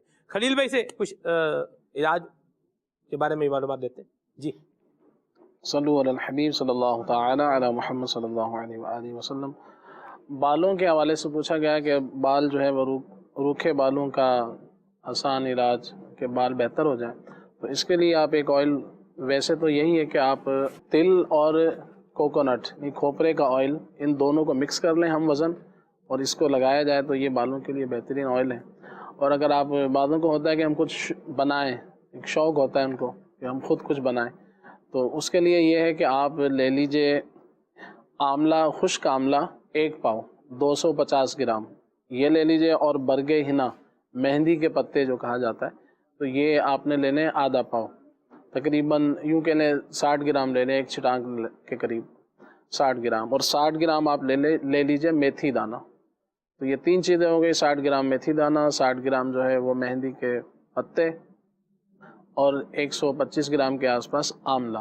تو ان کو کرنا کیا ہے, تقریباً 4 لیٹر آپ پانی لے لیجئے, اس پانی میں اس کو پہلے دھو لیں, دھونے کے بعد پھر اس میں ڈالیں, اس میں مٹی ہوتی ہے تو وہ دھل جائے گی. صفائی ہونے کے بعد آپ اس میں پانی میں ڈال کے اس کو بھگو کے رکھ دیں رات کو, پوری رات یہ بھیگا رہے, تو صبح جو ہے اس کو جو پکا لیا جائے, نہیں پک کر یہ جب 4 لیٹر کا یوں کہہ لیں 2 لیٹر رہ جائے تو اس کو اتار لیں, اس کو چھان لیں, پھر اس پانی کو دوبارہ دوسرے برتن میں ڈال کے اس کو پھر آپ چولہے پہ رکھ دیجئے, اور اس کے اندر جو ہے 1 کلو تل کا آئل بھی ڈال دیجئے.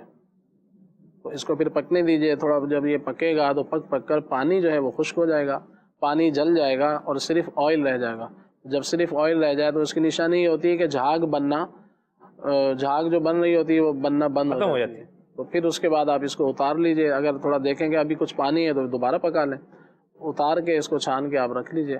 تو یہ بالوں کے لیے انشاءاللہ مفید تیل رہے گا, وہ گھر میں بنا سکتے ہیں. آواز کے حوالے سے تھا کہ آواز نہیں کھلتی, تو اس کے لیے ہے کہ باقاعدہ کسی آپ اچھے ڈاکٹر کو یا حکیم کو دکھائیں کہ وہ سارے معاملات کو دیکھیں کہ آیا کہ وجہ کیا ہے.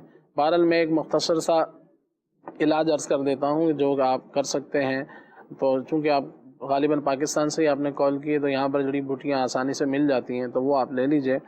تو یہ گلے کے انفیکشن کے لیے, دیگر جو گلے کے امراض ہوتے ہیں اس حوالے سے مفید ہے. عمل تاس, یہ لمبی لمبی پھلیاں ہوتی ہیں, یہ حکیموں کی دکان پہ آپ کو رکھی ہوئی ملیں گی. تو یہ آپ نے اس کو جب توڑیں گے تو اس کے اندر جو ہے وہ بٹن کی طرح گول گول گودا سا ہوتا ہے, وہ آپ نے لینا ہے تقریباً 6 گرام. عمل تاس کی بیل اور اس کا گودا 6 گرام چاہیے. عمل تاس جو اس کا جو یوں کہہ لیں پھل کہہ لیں, عمل اس کا تاس گودا ہی لینا نا. عمل تاس خلیل بھائی اگر یہ تو 6 گرام وہ نکالنے کے لیے بندہ 150-200 گرام عمل تاس لے گا تو پھر کہیں جا کے وہ 6 گرام نکلے گا. کیا فرق ہے؟ وہ عمل تاس کی پھلیاں کہہ لیں. ہاں جی پھلیاں. وہ اس کے عمل تاس کا جو درخت ہوتا ہے اس کی جو پھلیاں ہوتی ہیں وہ لمبی لمبی سی ڈنڈی کی طرح جیسے ہوں گی, تو اس کو آپ نے توڑنا ہے. اس کے اندر سے گودا جو نکلے گا تو وہ نکالنے کے لیے آپ یوں کہہ لیں 1 پاؤ تو لیں آپ. صحیح. اچھا 1 پاؤ لیں گے تو 6 گرام نکلے گا. تقریباً اس میں 6 گرام نکل ہی آئے گا, اس سے زیادہ تھوڑا سا نکل آئے گا. وہ 6 گرام آپ نے وہ اس کے جو اندر سے بٹن بلیک سے نکلیں گے اس کو گودا کہتے ہیں, تو وہ آپ نے لینا ہے 6 گرام. 6 گرام ملیٹھی لے لیجئے, मुलेठी आम सी चीज़ है। इसी तरह से ज़ूफ़ा गुले ज़ूफ़ा ये फूल होते हैं छोटे छोटे, तो ये अगर मिल जाए तो अच्छी बात है, ना मिले तो भी खैर है। तो ये भी आपने 6 ग्राम लेने हैं। फिर इसके बाद है उनाब, ये बेरों की तरह गोल गोल होते हैं, तो ये 6 दाने ये भी ले लें। और फिर पंजाब में तो बहुत ज़्यादा मशहूर है ये लसूड़े जिसको कहा जाता है, और इसको सपिस्ता कहते हैं। हकीमों की दुकान पे जाएंगे सपिस्ता, तो ये खुश्क आपको मिल जाएंगे। तो ये 11 दाने ये ले लीजिए। सही। दोबारा दोहरा देता हूँ, अमलदास का गूदा 6 ग्राम, मुलेठी 6 ग्राम, गुले ज़ूफ़ा ये 6 ग्राम, और इसके साथ उनाब जो है वो 6 दाने, और सपिस्ता के 11 दाने। इसको आप एक काम कीजिए कि तकरीबन जो है ना वो 1 गिलास पानी के अंदर गर्म पानी में रात को भिगो दें। सुबह उठने के बाद इसको जो है पका लिया जाए। पक कर जब ये आधा गिलास रह जाए तो इसको छान लीजिए, छान के इसको पी लें। और ये दवाएं आपने फेंकनी नहीं है, इसमें दोबारा जो है 1-1.5 गिलास पानी डालकर दोबारा रख दीजिए। शाम तक ये भीगा रहे, शाम को फिर दोबारा इस तरह से पका लें, फिर इन दवाओं को फेंक दें। तो इस तरह जो है ना नज़ला ज़ुकाम खांसी गले की ख़ास तौर से जो तकलीफ़ होती हैं उसमें ये मुफीद रहेगा। तो दोनों टाइम सुबह शाम इसको पी लें। थोड़ा सा शहद मिलाना चाहें तो आप इसमें मिला सकते हैं। तो इंशाल्लाह सांस की तंगी, गले के हवाले से, कब्ज़ के हवाले से भी इंशाल्लाह ये मुफीद रहेगा। अमलतास का गूदा जो है ये कब्ज़ में भी मुफीद रहता है। तो इसको आप इस्तेमाल करें, अल्लाह पाक आपको शिफा दे, और अपना बाकायदा किसी अच्छे तबीब से जो है वो इलाज भी करवाएँ। इस्लामी भाई की कॉल थी कि 75 उनकी उम्र है और कमज़ोरी के हवाले से फरमा रहे हैं। तो इसमें यह है कि जब भी आप कॉल करें, कुछ अपना मसला बयान करें, तो इसमें कोशिश किया करें कि अपनी जैसे उम्र आपने बताई है तो ये भी बता दिया करें आपको कोई शुगर तो नहीं है, आपको कोई बीपी हाई तो नहीं होता है, या इस तरह कोई कोलेस्ट्रॉल वगैरह तो नहीं बढ़ा हुआ है। 2-3 चीज़ें इसमें ऐड कर देंगे तो हमें थोड़ा सा वाज़ेह हो जाएगा, तो उसके हिसाब से बंदा मशवरा देने में आसानी होती है। सही। बहरहाल आप जो है वो एक, चूँकि सर्दी का मौसम है तो इसमें अगर शुगर नहीं है आपको, अल्लाह करे ना हो, तो फिर आप ये लड्डू बना के आप रख लें घर में। तो ये बच्चे भी खाएं, बड़े भी खाएं, आप भी खाएं, सब खा सकते हैं इसको। और इसमें ये है कि जिसको कोलेस्ट्रॉल है तो वो इसमें से काजू जो है वो हटा दें। तो अब आप ये चीज़ें नोट कर लें, बादाम, काजू, अखरोट, पिस्ता, नारियल का पाउडर, और ये हो गई सारी चीज़ें। इसके बाद एक गोंद, कीकर की गोंद होती है वो आप ले लें। गोंद फलाई भी कहा जा, वो अलग होती है, वो भी ले सकते हैं। एक होता है गोंद कतीरा, तो गोंद कतीरा नहीं लेनी है, सिर्फ गोंद बबूल की गोंद या कीकर की गोंद, तो वो आपने लेनी है।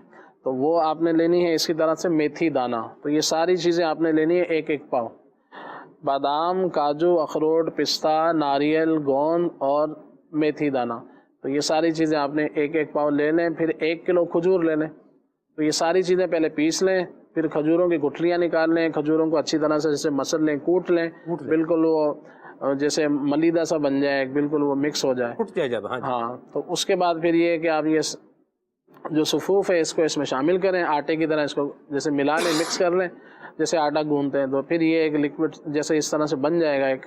तो फिर इसके बाद छोटे छोटे अपने हिसाब से इसके लड्डू बना लें, और 1 लड्डू सुबह खा लें, 1 शाम खा लें, तो इंशाल्लाह ताकत भी रहेगी। और यूँ इस अंदाज पे जैसे बात हो रही थी कि बच्चों को शहद कैसे पिलाएं, तो यही है कि कुछ अच्छे अंदाज पर जो है ना वो शहद पिला दिया जाए। जिस तरह ये लड्डू बना रहे हैं वैसे अगर बच्चे बादाम नहीं खाते हैं, चलो इस तरह से खा लें, तो यूँ जो है वो आप इस्तेमाल कर लें। गोंद को चाहें तो आप भून भी सकते हैं। थोड़ी जो गोंद है उसको पीसने से पहले थोड़ा सा 1 चम्मच उसमें देसी घी का डालें और उसको अच्छी तरह से भून लें, तो वो फूल जाएगी। फूलने के बाद अच्छी तरह से पिस भी जाएगी, मुफीद भी मज़ीद वो हो जाएगी। तो इस तरह जो है आप बना के रख लें, अल्लाह ने चाहा तो इंशाअल्लाह अज़्ज़ वजल फ़ायदा हासिल होगा और ताकत भी आएगी, और ये सर्दियों के एतबार से भी इंशाअल्लाह बेहतरीन रहेगा। लड्डू तो खलील भाई किसी दौर में मोती चूर के लड्डू होते थे, और एक लड्डू, एक और किस्म के लड्डू भी होते थे नान भाई, वो अब मैं उसका नाम मेरे दिन में नहीं आ रहा, वो बनते थे, वो बड़े सारे लड्डू होते थे, वो यानी बड़े साइज़ के होते थे, वो शादियों में बिलखुसूस वो बनते थे।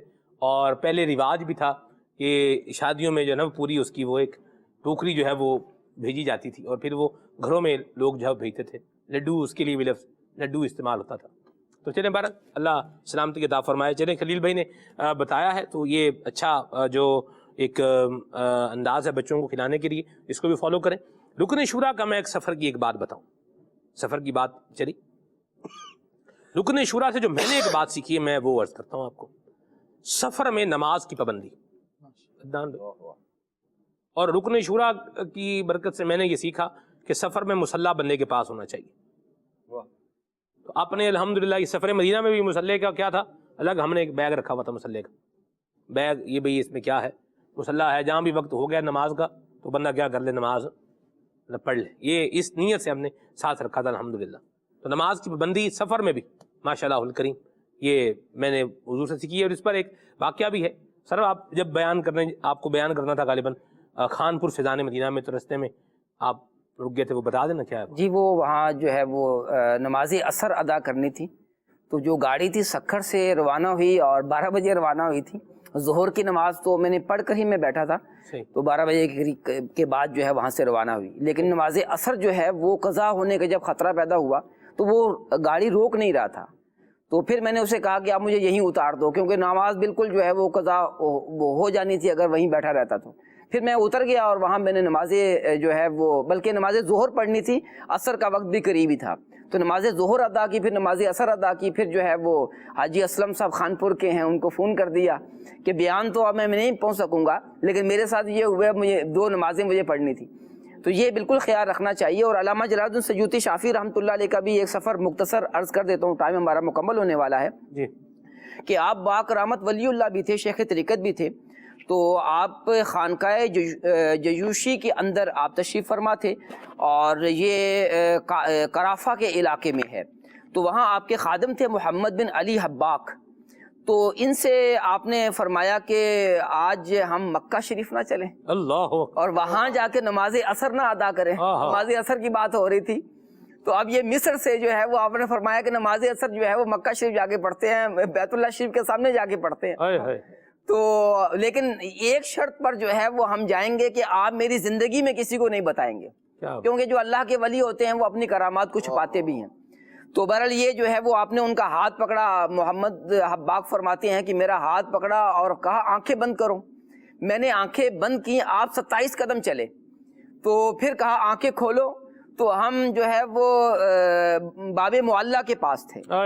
وہاں پر حضرت ختیجۃ الکبریٰ، حضرت سفیان بن عیینہ، حضرت فضیل بن عیاض، ان جو ہے وہ ہستیوں کے جو ہے وہ مزارات پر حاضری دی، فاتحہ کی. اس کے بعد جو ہے ہم حرم شریف کے اندر داخل ہوئے، بیت اللہ شریف طواف کیا.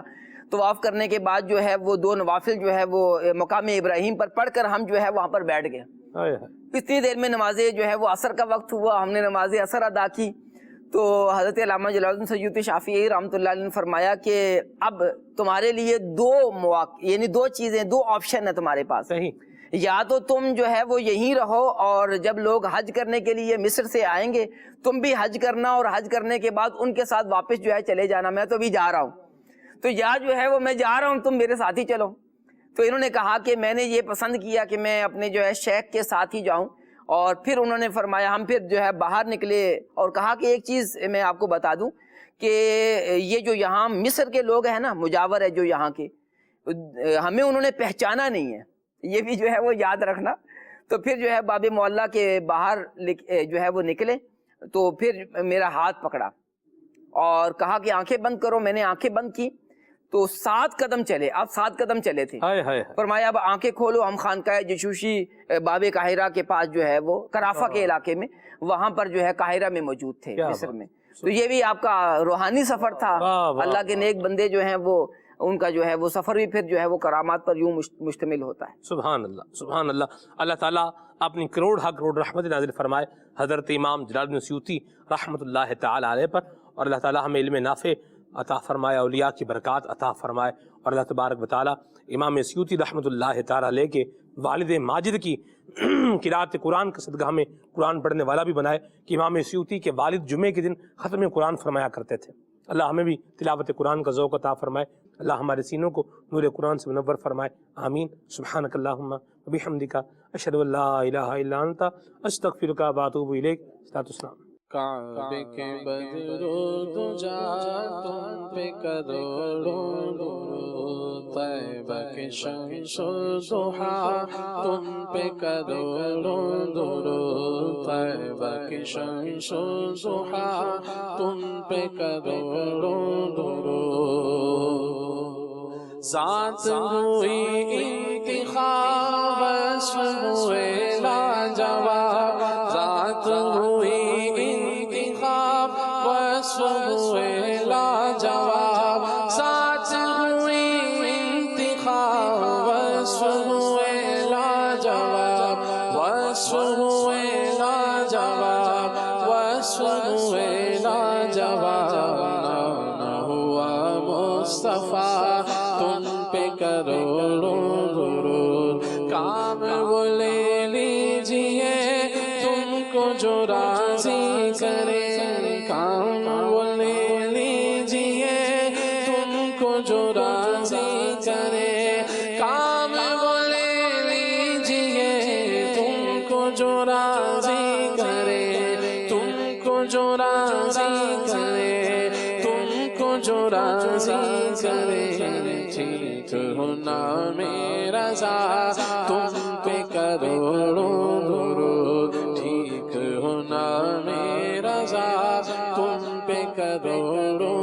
दुरूद काबे की बदरो तुझा तुम पे करोड़ों दुरूद तैबा के शम्सो दुहा तुम पे करोड़ों चलो सीखे कुरान और सुन्नत की बातें जो महकाए दिन और करे नूर रातें खुले आँख सल्ले अला कहते कहते